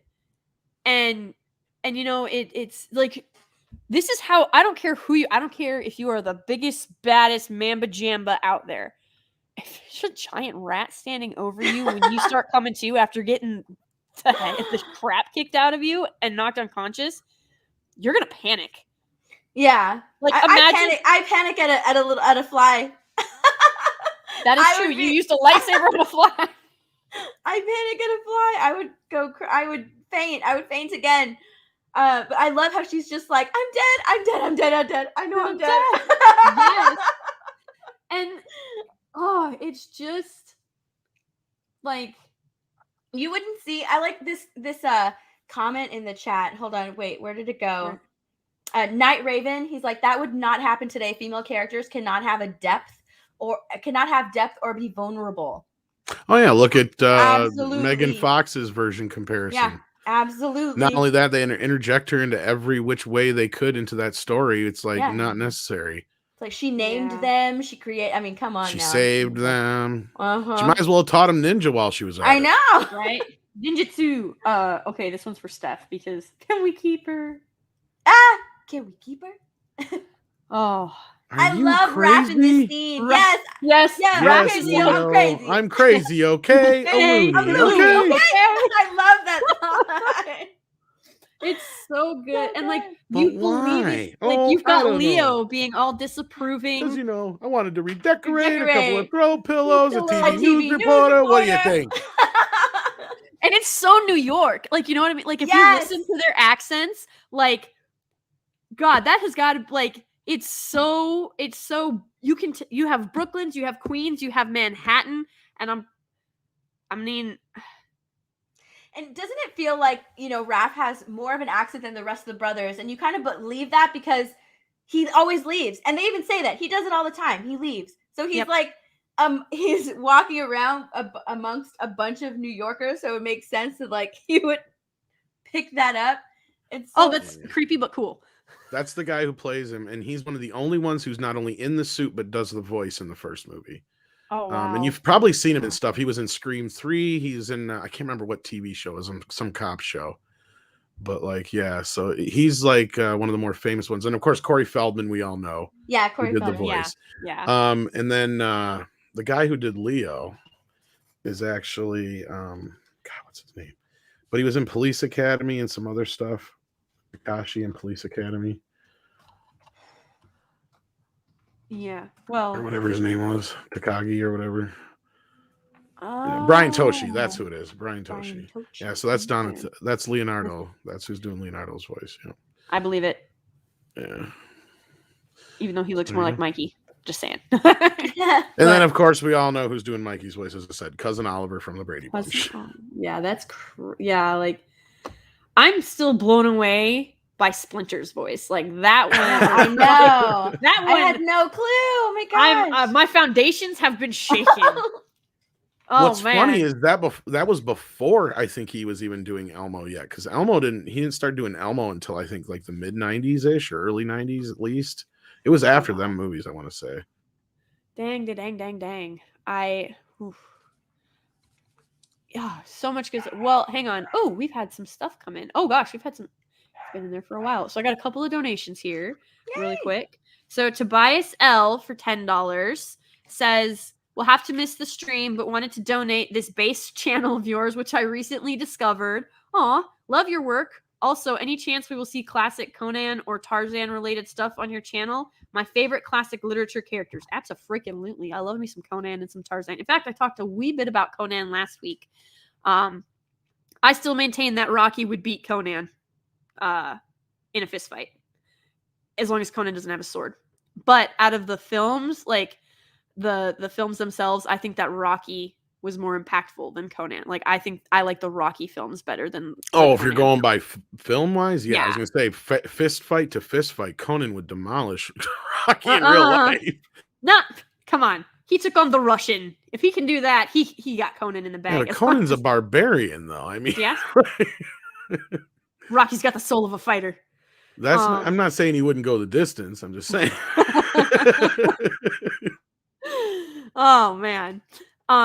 So, well, Tobias, think if you watch the rerun or the replay or whatever of this stream, I hope you hear that, and I hope you got your super chat's worth. So thank you so much. I appreciate your support, and I'm glad you found me. I hope you like what you've seen so far. There's more to come. Cal G for $3 says, "Oh man, nobody can stay. Sorry, can't stay for the stream. Wish I could, but I have to work early tomorrow." I completely get it. Just wanted to drop something in the piggy bank. Favorite turtle is Donatello. Favorite character overall is Casey Jones. I got you. Godspeed, Lady G. Also, just in case, George. So there you go, George. George. Hey, you know what? I love me Hey, some George. Donnie. Hi, George. George. Hi, George. I can't do the as thing. I don't have a voice changer. He has a I know I need beautiful one. soul. We just need to like teleport as to our stream, like pull him out of his, because what time is it in He's sleeping now, probably. Yeah, it's like 2 a.m. there. So Yeah. just be like, Az, we need you, like Poor guy. temporally call him to just arrive, like the ghost of Az, because he didn't get any sleep. Speaking of friends across the pond, Project Piper Customs for £10. Thank you so much. Says, even though Splinter's talk with Raph in the candlelight is my favorite scene, Mikey's emotional struggle throughout the film really hits home. Yes, absolutely. Mm-hmm. I love question. I love that scene is by candlelight. Yes, I do too. It makes it so much more personal between the two characters. You're not looking at anything but them. Yep. You know, it's all that they're all the focus, and he's telling him just like, try to channel your anger through different things. Just you know, when you're out there trying to handle whatever you're doing, don't forget us. Just come back to it. It's so good. Yes, God, absolutely. It's such a good scene. It really is. And I don't think, because like up to this point, and of course, Tom, correct me if I'm wrong, as you like to do. But I'm just kidding. Nah. The thing is, Candlelight up to this point, with the exception of very few films, was really meant for like romantic scenes. But like, so this scene was still intimate, but a different kind of intimate. This was like connecting on a father-son soulful guiding quest basis. This was a father trying to help his son go through this turmoil and not feel abandoned or alone, because like Raph knows that he is just as good as Leo, so he can't figure out why he can't lead like Leo. And the big problem is he's so busy. I said this earlier, like I said earlier, he's so busy trying to beat Leo that he's not focusing on himself, like how to grow as himself. And is it just me? Is it just me when I'm watching the scene? Or is he like at the verge of tears? Oh yeah, no, he is definitely on the verge of tears. I think he actually like I think he sniffles at the end of this scene. Like he's lost. Like Raph. Good. Raphael. Yeah, he is. Come sit by me. Couldn't this wait till morning? You will listen now. Yes, that is a father, and I think really that's the only time, because even when Splinter is facing Shredder, he doesn't raise his voice. No. I think this is really the only time. He does a little bit at the end. Well, okay. When he says Hamato Yoshi, he gets a little. He said, yeah, Hamato Yoshi. That's true. Hamato Yoshi. Yes, that is true. But Now I will finish what I began with your ear. Yes. I'm sorry. Absolutely. I know this movie by heart. Hey, that's okay. I watched it. Steph and I rewatched it today. Like, it's I know. so When dang good. I remember like I could quote this movie from start to finish when I was younger. And I was watching this movie. It was just all coming back. You know, when you have that moment and you're just kind of like, oh yeah, you just start talking along with the movie. That's what happened to me today. Yeah. Absolute, like 1 million billion bajillion %.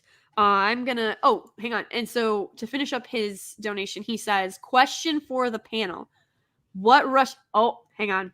Let me try and do my best rap voice. It's not very good. What Russian novel embracing more than 500 characters is set in the Napoleonic Wars? War and Peace. War and Peace.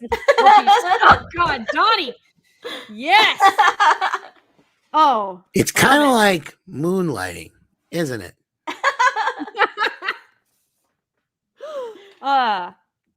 Thank you so much, Project Piper Customs. I appreciate that. And that was I love the question. That was a great question. Roddy for $10 says, "Thank you for taking us all back to what a good movie is." You are absolutely welcome. Yeah, I'm actually going to I actually think I'm going to name this stream. Like at first I was just going to be like, "Yay, I'm going live." But now I think I'm just going to call it Nostalgic Nirvana. Ooh, that's a like good that. name. Yeah, it's just there's so much good that's out there. So next week I'm gonna be kind of breaking my rules. So next week I am gonna be doing a live review for Venom 2. I'm gonna go see it at like 3:30, and then whenever it gets out, I'm gonna start the stream and just give my immediate thoughts and opinions on it, and then but. Well, that's right. You do have to go to a theater to see that one, don't you? Yeah, you do. And I'm actually kind of looking forward to it. And I will Kinda. I'll give Venom some money. It's okay. It's Tom Hardy. I don't care. I'll probably see that movie 7, 8, 9 Tony times. Todd doing the voice of Venom. That's a plus too. Yeah. Yeah. I'm actually really looking forward to this. And I really hope, because Venom 2, if you've seen like the predictions and the projections for Venom 2, they had all of this faith in Shang-Chi, and they're just like dumping on Venom 2. And I hope and pray to God that Venom 2 slashes the box office and absolutely decimates Shang-Chi. That's my hope. I will say this much: when word gets out about the post-credit scene, everybody's gonna go see this movie. I cannot wait. I know somebody who's already seen it. Yeah, I'll shut my mouth. No spoilers, Tom. I want to go into this and be my mind blown when I get there. But thank you for letting me know that there's something worth waiting for too. Yes. Brightest Day for 3 says, "Streamers on the half shell, turtle power." I like it. If anything, that was the only thing missing in the movie. But you know what? The music is so good. Like the John Duprez score is so iconic on its own. It didn't need it. And then you have the pop soundtrack on top of it, which was perfect at the time. And it was just, it was brilliant. Absolutely. D-Day Direwolf for $5 says, "Love how aggressive Raph is. Thought the movie throughout the movie, while Leo is calm and cool. At the end, Raph composes himself to Shredder's taunts, while Leo loses his shit and falls for the taunts, leaving him vulnerable, showing that he's not perfect either." Yes. Absolutely. Leo. God, it's such a good movie. Mm-hmm. Such a good movie. It is. Watching this as a kid, what stood out to me with Raph is that he was the turtle that cussed the most. Yep. Oh, you should have seen my mouth drop and hit the floor the first time I heard, "Damn." Like right at the beginning of the movie. And then 2 minutes later, damn. It's like, what? Whoa. Damn. I'm just like, and then he just yells it. Damn. Oh, it's such a good My other movie. favorite line was always, "Don't just stand there. What are you doing? Come on, just ninja kick the damn rabbit. Do something." Ninja kick the damn rabbit. Yeah. I love that part of the movie. You wouldn't have blown right by you. Yes.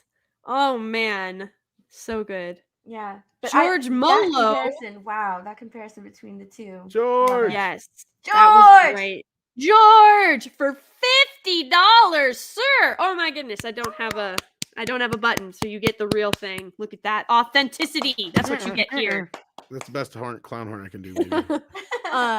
to my favorite lady. Oh my gosh, Steph, Aw. right? No, I'm just kidding.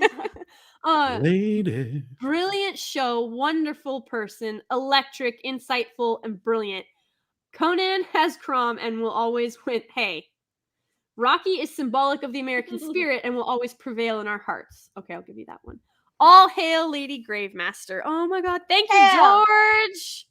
Oh, If you that's don't so help me sweet. now, Crom, I say to hell with you.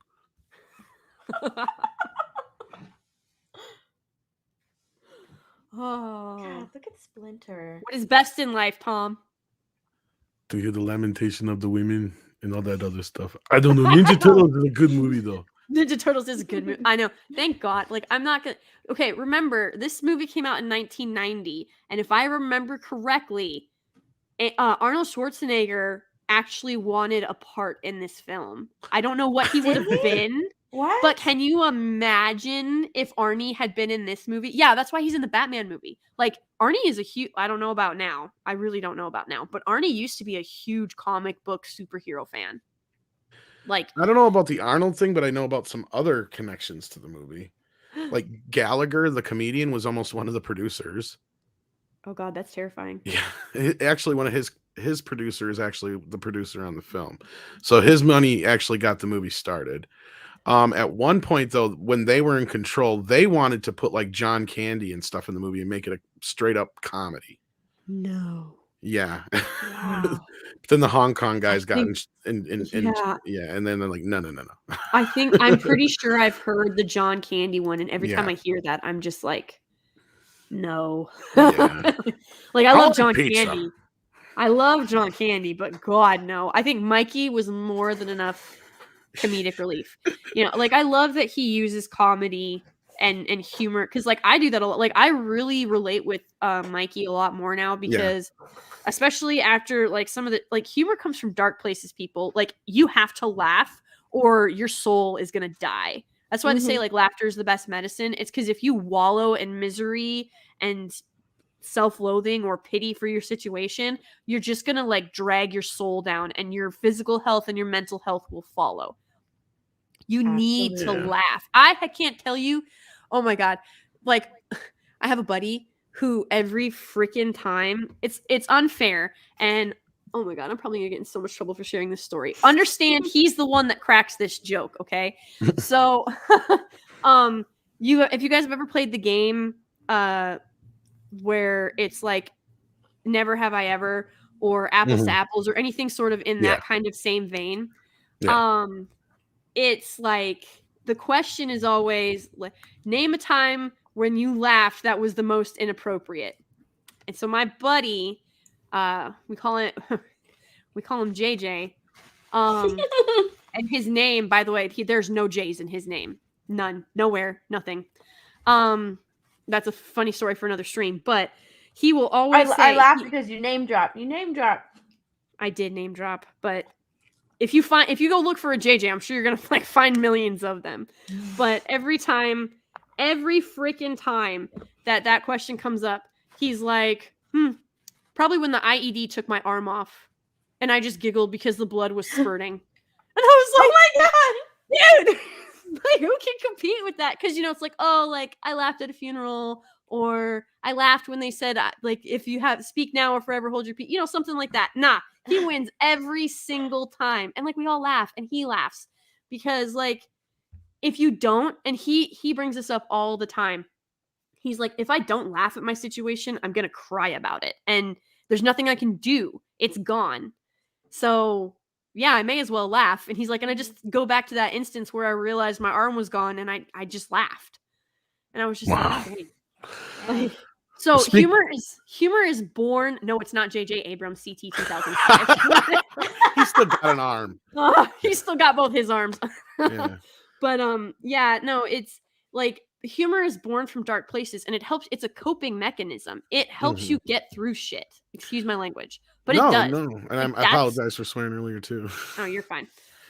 But speaking of, there was another comedian who kind of was semi-involved in this, Robin Williams. Because Judith Hoag was in the movie Cadillac Man with him, and she had no fucking clue about anything about Teenage Mutant Ninja Turtles. And he's like, I love Teenage Mutant Ninja Turtles. That doesn't shock me in the least. Because he loves video games and comic books. Mm-hmm. Or did love, sorry. I know it's so tough to talk about him like he's gone. Isn't it weird? It's like, it is. I hate that. But yeah, so like he gave her the 411 on everything Ninja Turtles, on who April O'Neil was, everything she needed to know. Mm-hmm. She got all of her homework from Robin Williams himself. Wow. And he even showed up on the set a couple times and even brought, I think, his daughter or something like that at that time. Something like that. That's amazing. Wow.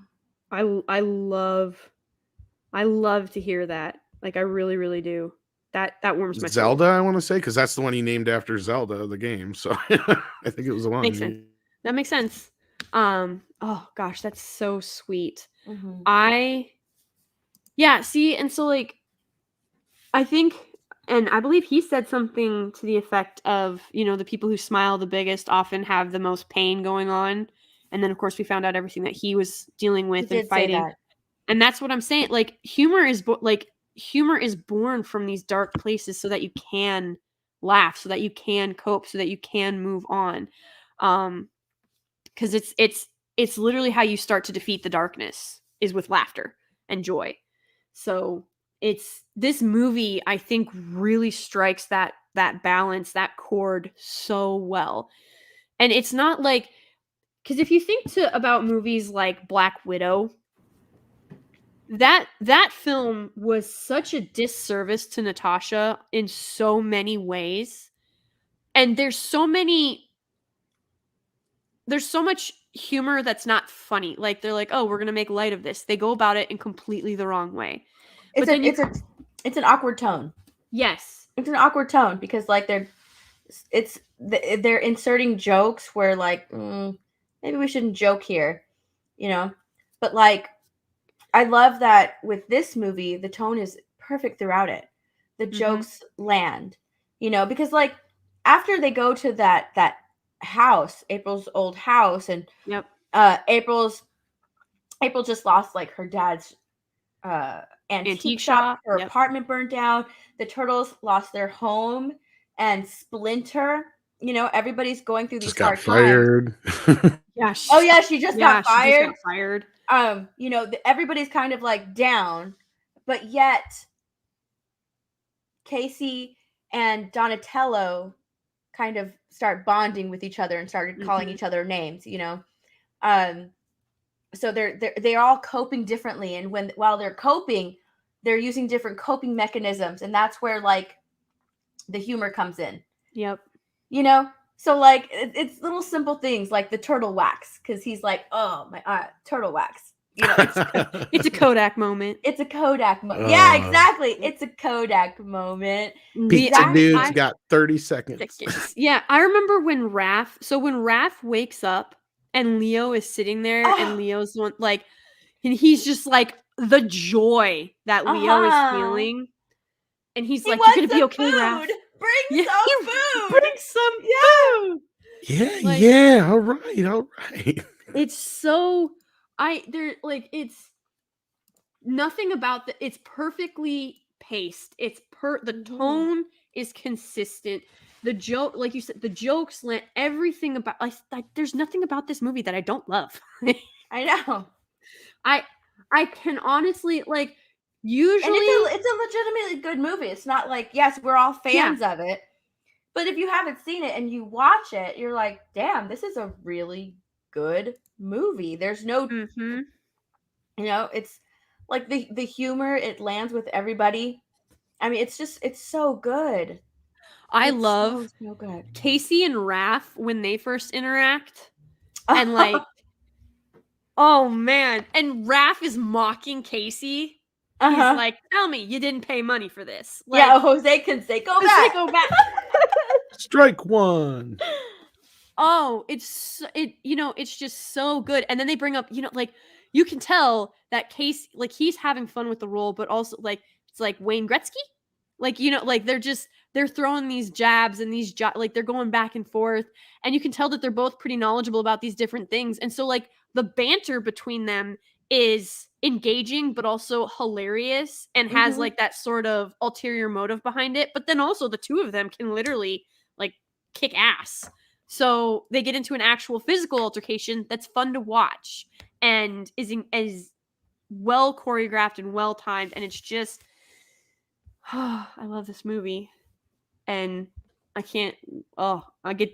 And I like that Casey comes back, right? Because he just happens to notice him across the street because he's on one of his like little anger. He's angry, so he has to go to the roof and to let out all of that anger. Yep. And Casey ends up coming back and helping them. Yep. Casey tell sees me what it. you're doing, my little green buddy over friend. there. Yeah. Yeah.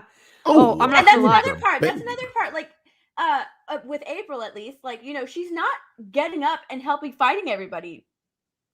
She's there hovering over Raph. Yeah, she's trying to protect Raph, who's got, by the way, like, I don't know if it was intentional or not, but you know that plank, that frame from the window that he's got sticking out of his side? I thought that had actually like pierced his side when I was younger.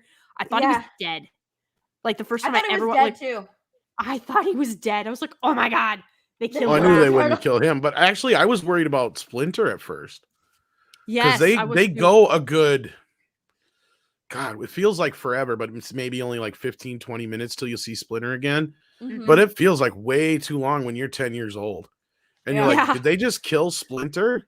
Yeah. Like, where's Splinter? I thought he was dead. I thought he was lying there somewhere and I just couldn't see. When I first watched this movie, and like they showed his little chair or cushion, whatever he sits on. Yeah. And they like zoom in on it. I thought he was lying there dead somewhere when I was little. And I just didn't see it, and that's why like they started yelling. Yeah, the video for this was not very good. It was really dark and dingy. The DVDs aren't very good either, and the Blu-ray's not much better either. But yeah, I know what you mean because I had the same kind of thing. I thought I saw him the first time in the theater, and it wasn't until later on, in the film, I'm like, oh, he wasn't there. But yeah, with all them blankets and stuff laying there, I thought, oh, it's him there laying on the floor dead or whatever. Yeah. Yeah, I thought he was there dead. I was like, oh my God, they killed Splinter. But then you see him later, so I was like, oh, okay, they just took him. But I thought he died. Oh, yeah. That like it takes you through so many emotional like waves. You're just like, oh my God. I mean, it's so difficult to kind of explain to people, or unless you were alive at that time, to kind of realize, because like you guys, you're young enough to where it's always been there, right? Like, yeah. So these have always kind of been part of the Turtles for you guys. Like when we went and seen this movie, when we didn't get a lot up front. They didn't show a lot. Like we only got like one trailer. And I saw like maybe 3 or 4 stills here and there. They were very kind of cryptic with it, and it came out of nowhere because they filmed it quick. At that time, it was one of the fastest films ever made. Like it had a 10-week shooting schedule, which is not a lot now, but they didn't have CGI to work with then. Yeah. So like it was just bam, bam, bam. They started shooting it in July of '89, and they had it in theaters by March of 1990. Whoa. And then the second film came out less than a year to the date almost. It came out the same week, but March 22nd or 23rd or whatever it was. So yeah, like they made sure these first 2 movies came out like quick because they were afraid that if they didn't bounce on this now, it was going to go away. And they didn't know that the Turtles were going to last 30, 40 years, right? They felt like they're just going to be a flash in the pan, they're like get while the getting's good kind of thing. It's always interesting to see what takes off and what doesn't. Like, so I mentioned on, I think it was my first stream, actually. I think, Steph, you were there when I talked about it. I have a friend who has the mentality of the publishing companies have been doing this for centuries, decades. Like, if they don't think that this is any good, then obviously there's no market out there for it. There's no customer base out there for it. And that's just not the way that it is anymore. And, to hear you talk about it like that, Tom, it sounds like even back then, it's sort of the same strategies that they're using now, except they had to rely on talent to get the job done rather than CGI and, virtue signaling. Back then, back here, it was literally, okay, here's a Batman movie, here's a TMNT movie, here's a Superman show, here's a Gargoyle show. Like, let's just throw everything at the wall and see what sticks and what doesn't. And and so it worked. Here it worked because you had talent driving that. And then you sort of see the erosion over time of what happens to the Turtles and to Batman and to even X-Men, the animated series. Like, there you see this erosion over time, and it's just sad. And I wish that people, especially like my friend, I have a couple friends that are lit at like that are writers and are in the lit world and stuff like that. And not all of them are as hardcore as my one friend, but a lot of them are. They're like, well, if the publishing companies don't think it's any good, then they know the market, they know what people want. And I'm like, it's so not true anymore. Like they may know what people want, but they're not giving people what they want. They don't know what people want because people want what they don't give us. Yes. They want to they have an agenda and they want to preach that agenda through film now. Yep. You know, they're pretty much like, we are the pinnacle of what you should be. We have the values. These are the values. We're going to tell you these values. Yep. You know, absolutely. Through our filmmaking. That's why most movies nowadays are incredibly preachy and virtue signaling and all that stuff. And I will say, so what is happening right now, if you actually look, the pendulum swing is actually happening in the background, which is interesting. Because I remember now, don't get me wrong, growing up, I loved a lot of it was Focus on the Family, and they had a lot of shorts and a lot of great cartoons, but they're Christian based, but rather than letting like the Bible story just be the Bible story, they would have to preach on top of the Bible story, if that makes sense. So like instead of it just being like, here's a story of David and Goliath, you'd have the narrator talking about how you had to be a good person and how you had to stand up for what was right and you had to fight your giants. And so you get the preaching on top of it, right? Instead of just letting the story be the story. And that was proven when Mel Gibson did Passion of the Christ. He just did the Passion of the Christ. There was no preach. There was no, hey, this is how you have to be, or this is what you have to believe. It was literally just the story of the Passion of the Christ. And it blew up. It was a worldwide phenomenon because it was just the story. And so ever since, that was sort of the, I'd say, catalyst for a catalyst for the change in Christian films. Because if you watch a lot of Christian films now, it's less preachy. It's more like, it's more the style of Tolkien, to be perfectly honest, where you have like the themes and the elements there and the overtone. And it's obviously, you know, since it's Christian, there's not a lot of like nudity or sex or anything in that, but the preaching has dialed way down. Meanwhile, you look at these SJW films and the preaching has dialed way up. So it's like now these mainstream media, what used to be this escapism, mainstream media, normal escapism and enjoyment, has now turned into what Christian films used to be. And Christian films have sort of tightened up, realized what they need to do, and, you know, they let the story do what it, like, they let the story take care of the messaging rather than trying to insert their message into it. You know, I never thought of those parallels before, but you're right. Yeah. Yeah. But by the way, Tom, this is also one of my favorite pictures. I love this. Yeah, this is a great. All these promo images. Sassy. Like, look at her. Well, another thing we didn't really talk about was their weapons. Like outside of Mikey's weapons, they're all pretty much homemade weapons. Like Raph's size, Leo's swords are all handmade. I mean, obviously the bow staff is just the bow staff, but yeah. Like the nunchucks are the only thing that are not like homemade. They're the octagon nunchucks, so clearly they're the ones that probably Hamato Yoshi or something had. Yeah. But like, yeah.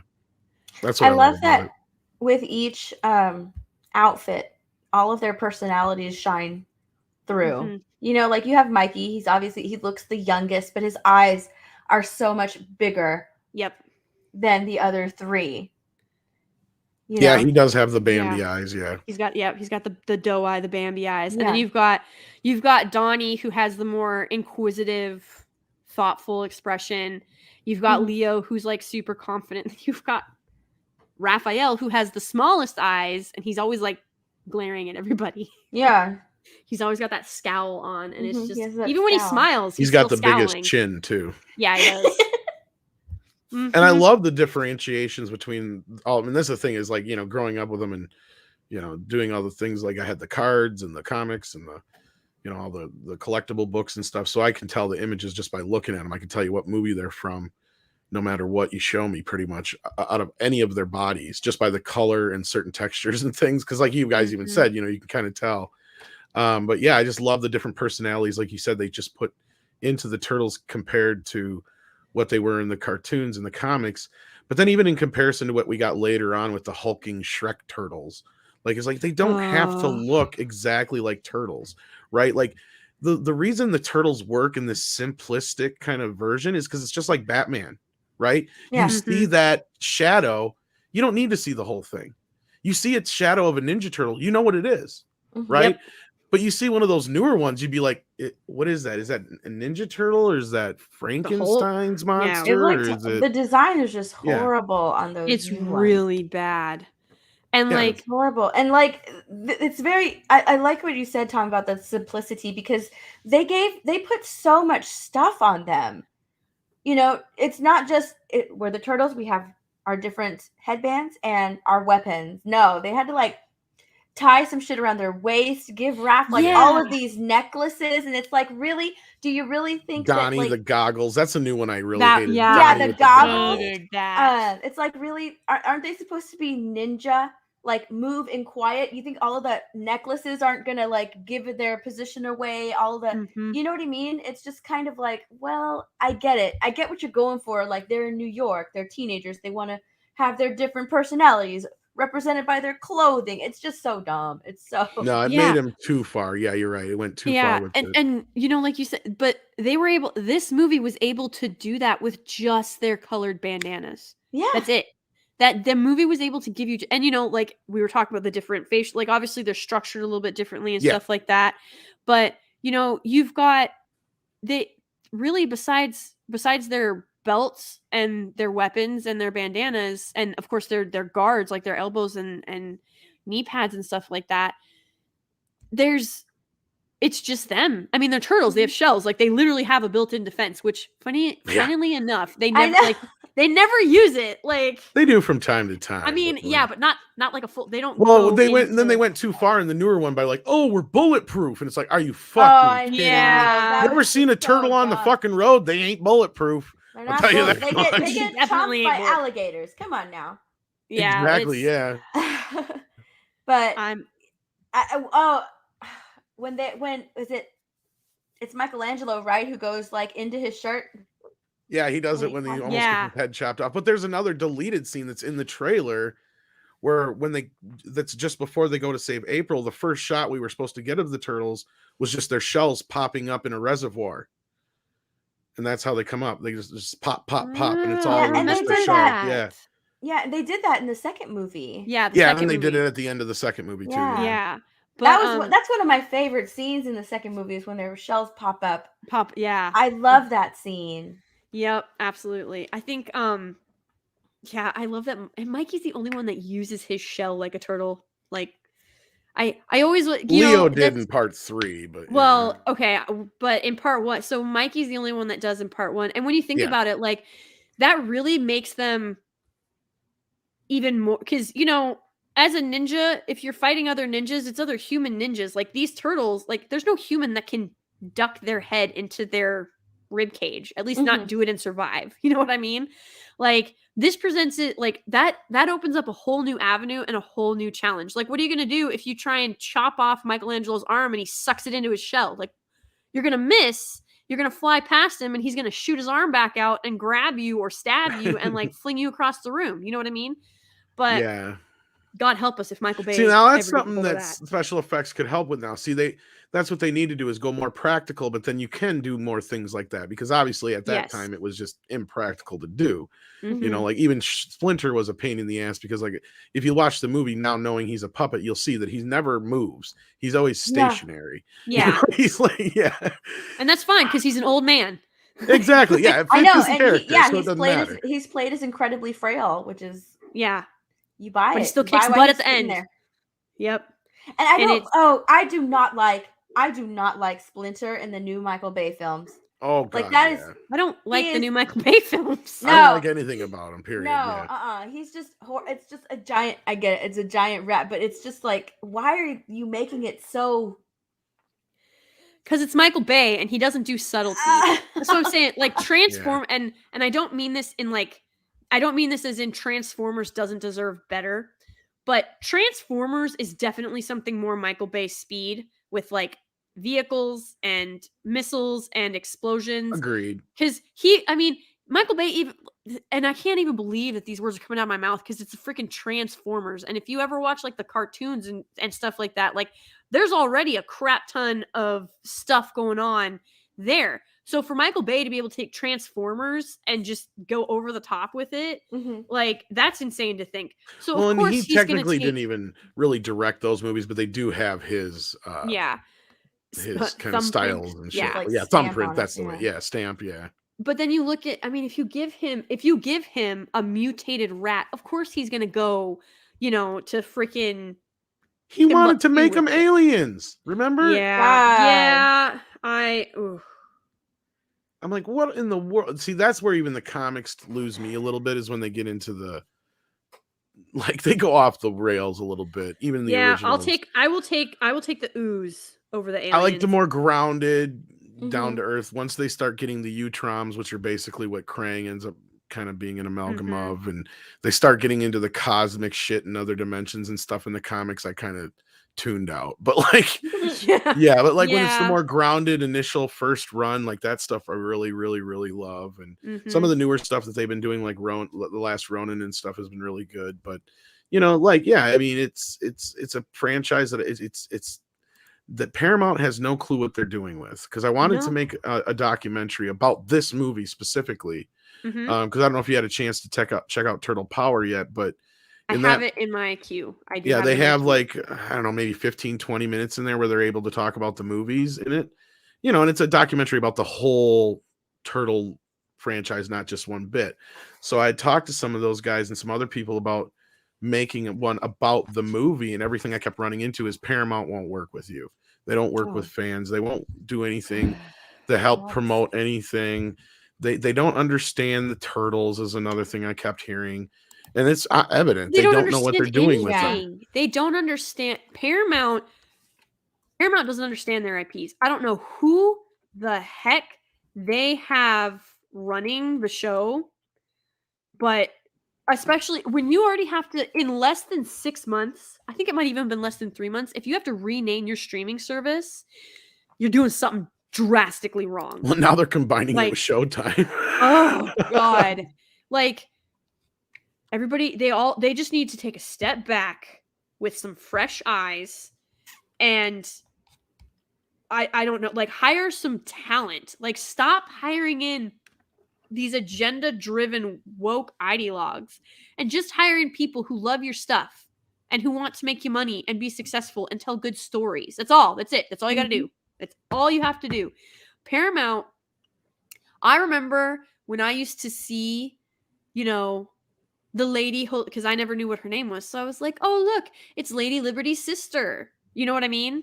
Like, it's the Paramount lady. Like, anytime I would see, or because I thought Columbia and Paramount, by the way, Columbia Paramount, because they were always together. Remember, I was little itty bitty.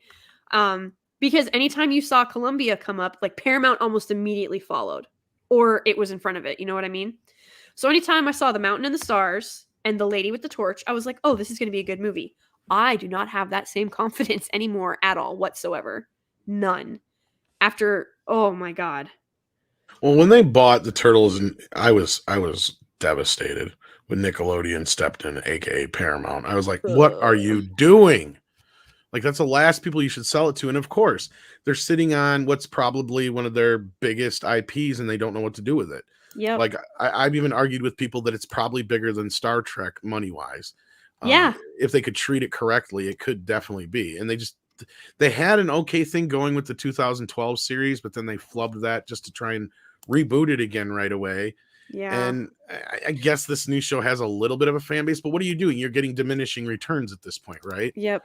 Well, and Paramount and DC, like all these companies, here's the thing. Marvel was smart about, I will give them this, and they have Jon Favreau to thank for this. They were smart about how they set up their universe. They were smart about how they handled their characters, at least in the beginning.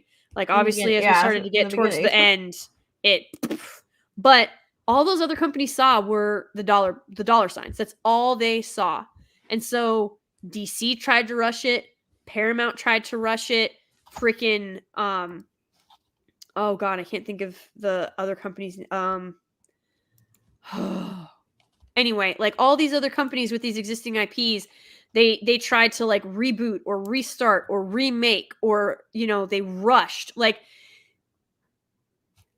again, it's not a DC stream with the I can't believe how DC treated the Snyderverse. Like that was billions of dollars that they just crapped on. AT&T needs to like, oh my God. Someone needs to go slap everybody in the creative decision making department, because that was a terrible business decision. Right. Like, you're cheating. You can't skip to the finish line. Like, you can't take those shortcuts, because you have nothing established except for your existing comic book fan base, and they're going to hate what you're doing to the characters. Mm-hmm. So you can't make those shortcuts. So you have these companies who want to make all of this money, but they don't want to put in the work to do it, because they're too scared that it's not going to pay off. When in reality, it would pay off. Like this promotional image right here. First of all, look at her vest, just screams 90s, by the way. I know. I know. Her whole outfit does. Yes, it does. Can't you wait till that style comes back, kids? Honestly, I'm here for the leg warmers. I'm okay with the I'm leg surprised warmers. how long the 80s styles have kind of hung on. I was expecting them to, I'm like, wow, we're on almost a decade now. But like, yeah, I see the thing is, Andre, like, they don't own Transformers or G.I. Joe. Hasbro actually does. They're just licensing them. And what I can't believe was when their license was up that Hasbro didn't go running for the fucking hills away from the mountain. Like, it was like, get away from there. Nope, they stuck before the landslide. Yeah. Didn't Paramount? I don't remember. I remember there was some like kerfuffle about everything with them, but I don't remember exactly what it was when the rights did expire. But I don't remember that whole for which drama. One? Hasbro. Hasbro. Yeah. Well, the thing was, Hasbro started its own studio, a la like kind of like Marvel did, but then they went right back to Paramount and made a deal with them, which was like, why are you doing that? Like, this is what was your problem in the first place. Like, dum dum dum dum. Yeah, exactly. What can I say? Oh man, but it's just shocking as to how good it used to be and how much potential was there, and that they like crapped on it because they don't understand what they have. And I'm I do like the Ninja Turtle, the 2012 ones. Yeah, I like that one. All right. I didn't like watch it all. I watched enough of it because I knew it wasn't made for me, right? I'm like, I just wanted to check it out to see if it was, you know, true to the lore. And I watched like the first, I don't know, half dozen episodes. I'm like, yeah, it's true enough to the lore. I don't like the CGI and I don't like the slapdash kind of humor, but you know, it was at least mostly harmless. Aw. I thought it was okay. I didn't like it as much as the 90s cartoon, especially the later 90s cartoon. You remember, so like there's two different animated series, one where you can see like their pupils and irises, and one where it's just the whited out eyes. Well, they did the 87 series, which ran from 87 to 94, and then in 2000? 98. Was it 98 they started the other one? I'm pretty sure it was December. It could have been, it could have been like late 90s. There was, we always call it the early 2000s Turtles, but like that one is the one that was on Fox Kids, and that one, especially for the first part, again until they went wacky with the time travel and all that kind of stuff. That is a hell of a series. It is as close as you can get to the comics without getting away with whatever you could have with the censors. Like they even got Shredder killing people and stuff in that series. Yeah. Yep. So or maybe not killing, but I know he mutilates fucking Baxter Stockman and shit. It's so good. Like hang on, let me see if I can. We're gonna drag over. Here we go. Ta-da! Yeah, it's the 87 series. Yeah, this. I like this one a lot. The animation is on point. Yeah, so like you've got the so for this 87 one, it's gritty. It's got like Shredder looks freaking imposing AF. Yeah. I love Splinter. So the way that I always remember them is this one has no pupils, no irises. Like there's nothing with their eyeballs basically that you can differentiate.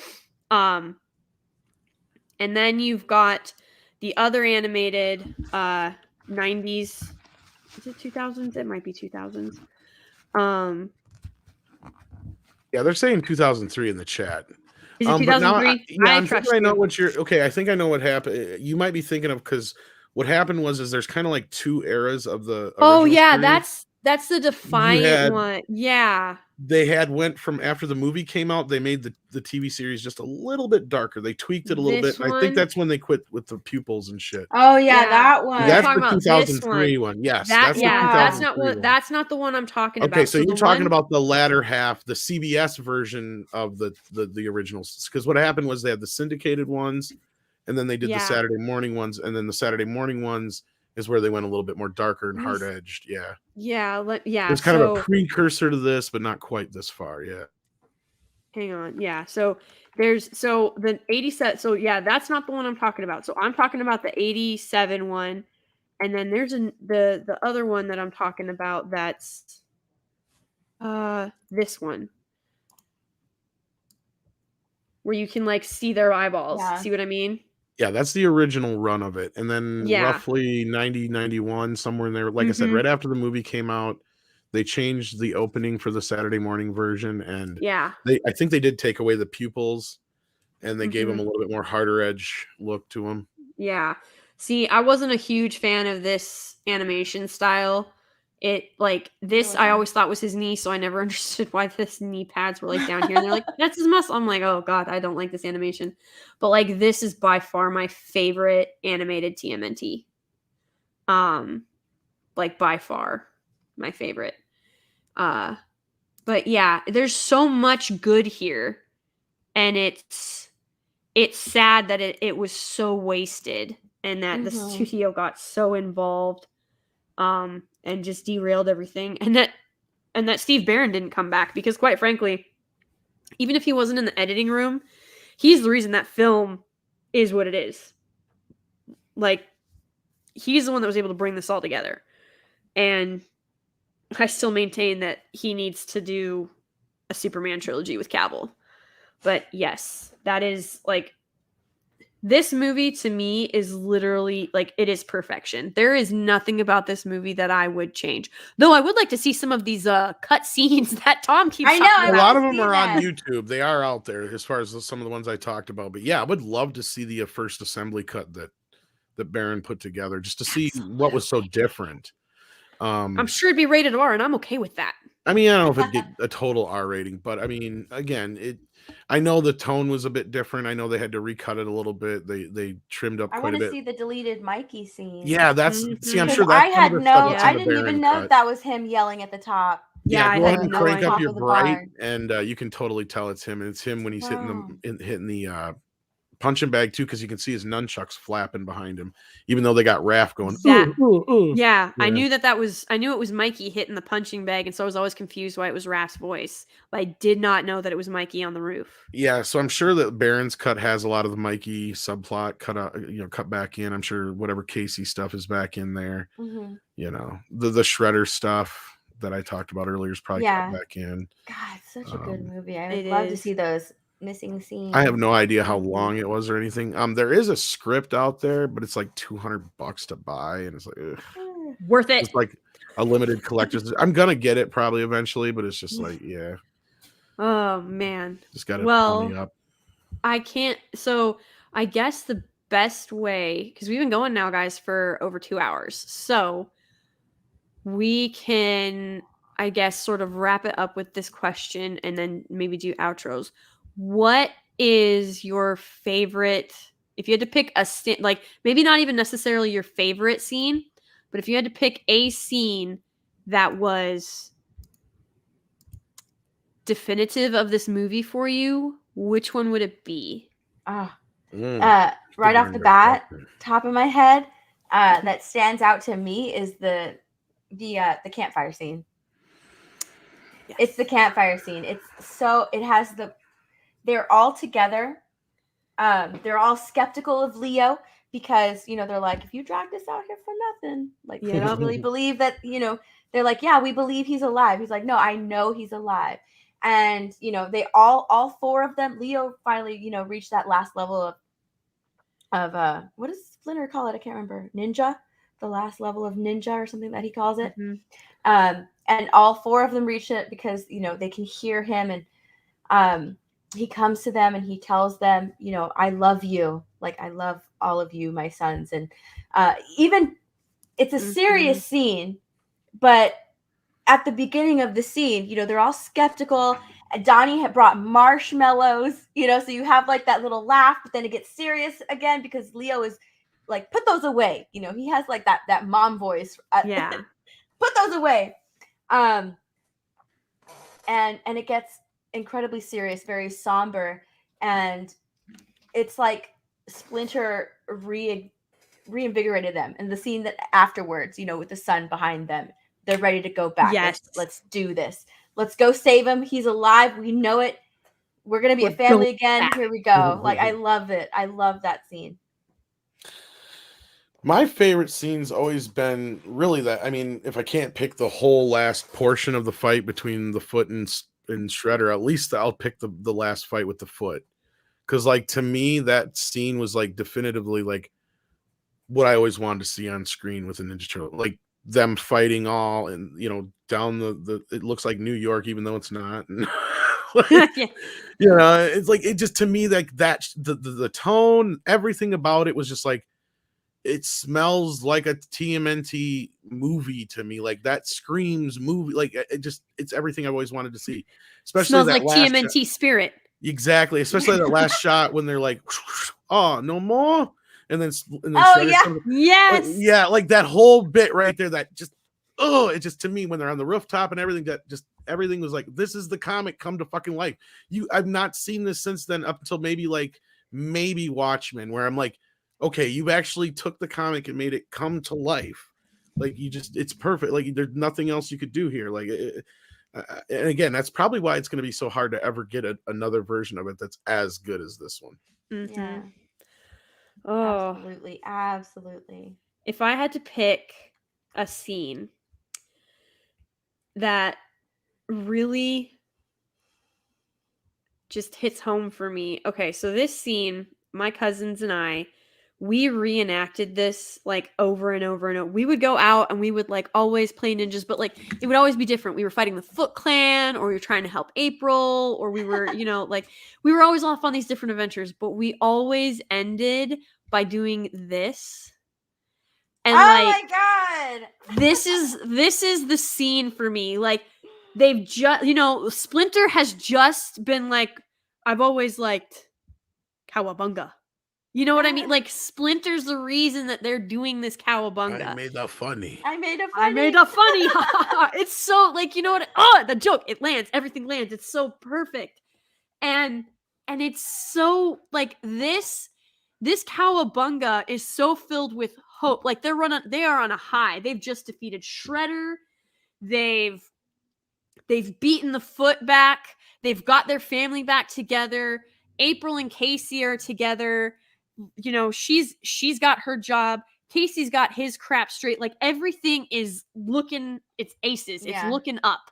It's going somewhere. And this is full of so much hope and promise and potential and fun. And like, these are brothers who have come together after they've just battled the Foot and done all of this insane shit. And they made it through. Together. And like, Cowabunga. Like, come on. So How good. can, like, this scene is so good. Oh, it's so good. I know I've said that multiple times during this stream, but like, you can tell how much I love this movie. Like, yeah. So this scene is really what kind of like, and anytime I think of this movie, this is almost always the first scene I think of. And this is how my cousins and I would always finish up whenever we were done playing TMNT and what have you. So it's Yes. So this is the scene for good. me. Chat, I hope that we picked winners for you. I don't know, like I'm sure you guys all have your own scenes that you love and are near and dear to your heart. But I think the three of us picked some pretty good ones. I'm not gonna lie. Those are some good scenes. We have one more from D-Day Direwolf for $3. Says, I think Splinter was trying to get the turtles to accept the fact that sooner or later he will die and they will have to rely on each other, especially Raph, since he's prone to being a loner. Well, that's a big theme going throughout the Yeah. original film. Yeah. Yeah, And that's kind of another reason probably when I was 10, I thought they killed him too. yeah. Yeah, I this is picked up very on much a that. father trying, you know, he's raised his sons, he's brought them up, he's taught them as well as he can, and now he's trying to teach them how to live without him, which is the hardest thing any parent can do. I've not gotten to that point yet, but yeah, and it starts off, you know, it's their first battle. You know, it's like babies leaving the nest. It's their first battle. Yep. You know, so it starts off like that. He's like, you know, we just had our first battle, Master Splinter. Were you seen? You know, it's like it starts off that way. So it's just God, it's so good. It really is. It's so There's good. a little debate going on in the chat of who actually owns the rights to the films. I do know this. I don't know internationally. I know internationally Fox did release them in some territories, but funnily enough, I'm not going to have you play the whole 3-minute clip, but I have an interview over on the main channel with Robert Shea, and I asked him about Ninja Turtles and how it came to New Line, and it came to New Line because Fox dropped them. Fox was supposed to release this movie in the U.S., and at the last minute, they said, nope, we're done. We're not doing this. Okay, you know what? That's a miracle and just a blessing in disguise because that means Disney doesn't have them. Well, then, yeah, because then they lost their distribution money, so they had no money to finish the movie. They needed, I think it was like 4 or 5 or maybe 6 million at the most, because the movie only cost $13 million. And I know that's crazy to think about right now. Wow. Like at that time, even that was pretty low budget. And so the movie got passed around Hollywood. Everybody didn't want it. And it finally came to New Line Cinema, and they're like, we got this Ninja Turtles thing. And they're like, Robert Shea's like, what's a Ninja Turtle? He had no idea what they were. And I think it was Sarah Risher in the office spoke up, and she goes, oh, my 10-year-old loves those. He's got every toy. You got him for Christmas. I just talking about Ninja Turtles. He's like, all right, give him the money. Give him the money. And right there, he made history. You know, I mean, it was just like, damn, we almost didn't get it for a little bit there, the last minute. Thank you, Jesus. To think that this was like, think about the movies that are being made today. Like No Time to Die has a $300 million production budget. And I guarantee you, it's not going to be anything close to as good as this movie. Right? It's not going to be close. Oh my gosh. But yeah. Okay. I just want to say, like, one other scene that I like. It's a cute scene. It's a very cute scene. It goes by in a blink, but it's so adorable. It's like the only time you kind of see Raph, like, with like the Mikey Hope, like big eyes, and like smiling a little bit, was when April was like, if you're out there and you're listening, Raphael, thank you. Yes. That scene, like, so cute. And then they taunt the shit out of him. And then they taunt him, and he's just like, and that's what that is 100% what brothers would do. Yeah, absolutely. Yeah. Oh yes. See, this whole movie is just freaking phenomenal. I still have it on VHS, and I watched it on VHS today. Oh. Yes. There's on Netflix, there's a show called The Movies That Made Us. And Ninja Turtles is on there. Of course it is. Yeah. Of course it is. They did a movie that made us of Ninja Turtles? I think so, yeah. I'm pretty sure. I didn't know that. I'm surprised they got away with it. But yeah. I think Ninja Turtles is on there. I'll have to look. I thought it was. Well, I don't have Netflix anymore, nor will I ever get it back. I thought it was. So I know I watched something on the Ninja Turtles. Unless it was Turtle Power. Unless you actually caught it, could have been the one. Okay, it could have been Turtle Power then. Yeah. I know I watched something with Ninja Turtles. I thought it was. Does it start out with Kevin Eastman and Peter Laird talking about bus kicking turtles? She's like, maybe. I don't know. Because that was the inspiration for Ninja Turtles. They were on a bus and they didn't want to go wherever it was they were going. I think it was leaving New Hampshire, and they're like, wouldn't it be cool if there was something would turn the bus around, and the other one was like, yeah, like a bus kicking turtle that would just jump out and kick the bus. And that was the original kernel. And then one night when they were high and drunk, they drew a picture of a Teenage Mutant Ninja Turtle. Maybe it was the toys that made us. Maybe The toys that made us, they did do, yes. Okay, it's the toys that made us then. Yeah. It was the toys. And then, so But still, it was still good. So one of them drew a picture of a turtle with a bandana and straps on its arms and nunchucks taped to its hands. So then the other one drew one that was a little bit closer to what we got now, and they just kept going back and forth until we got the Ninja Turtles, and it was just history was made in their kitchen. I love it.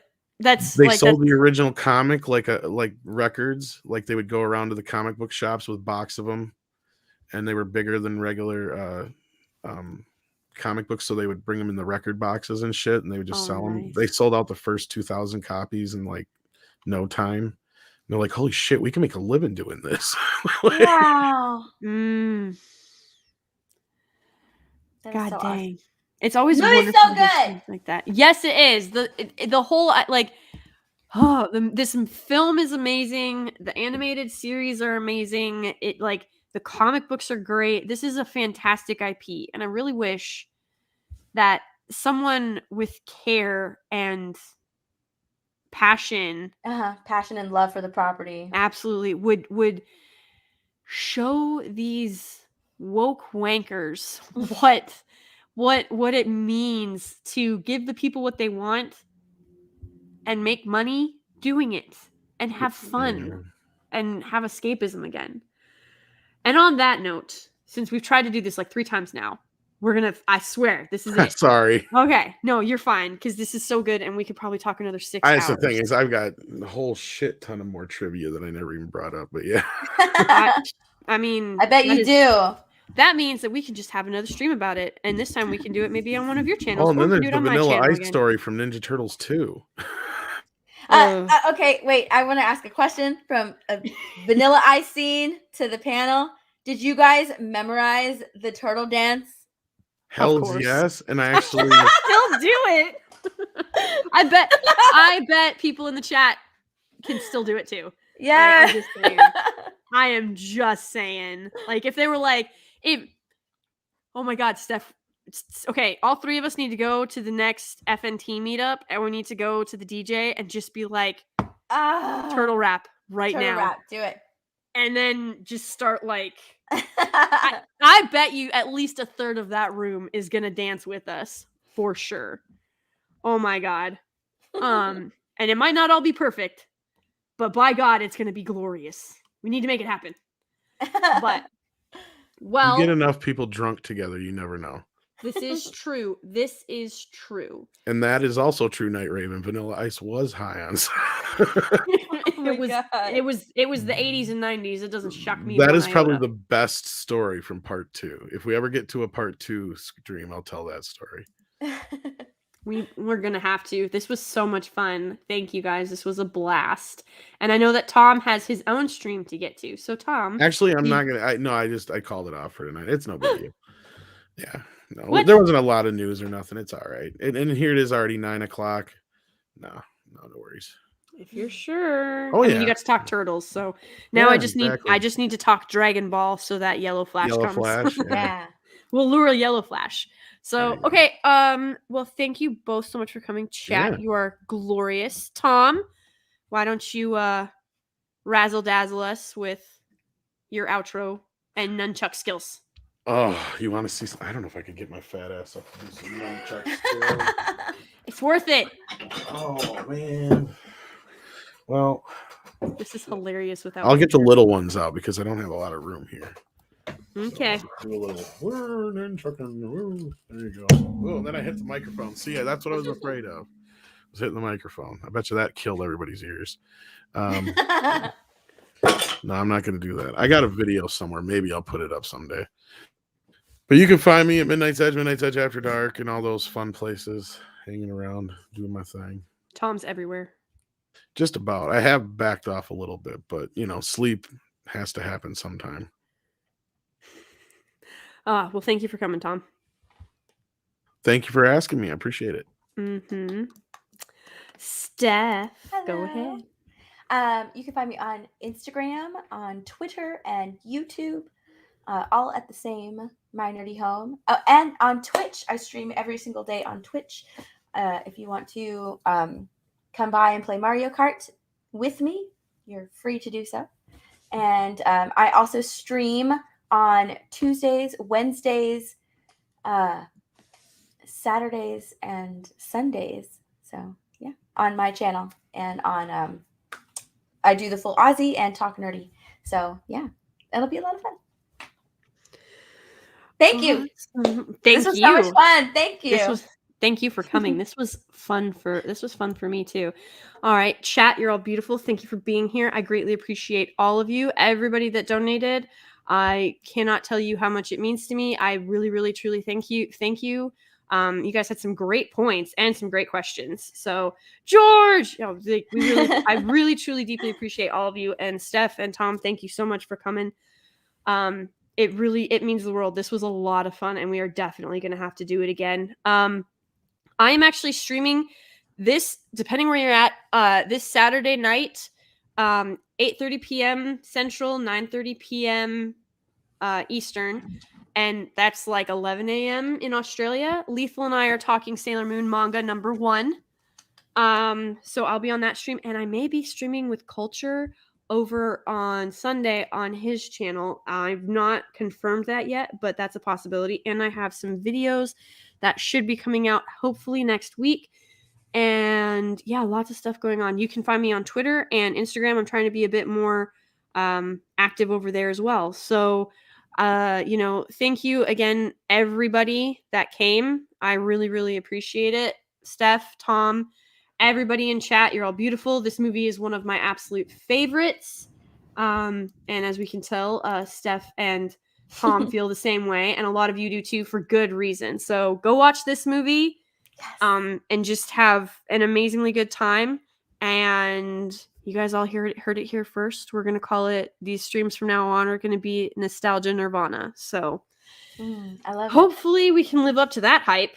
Not setting standards high or anything like that, but thank you so much. You all have a wonderful, fantastic, blessed evening and night, and we will talk to y'all later. Bye. Bye.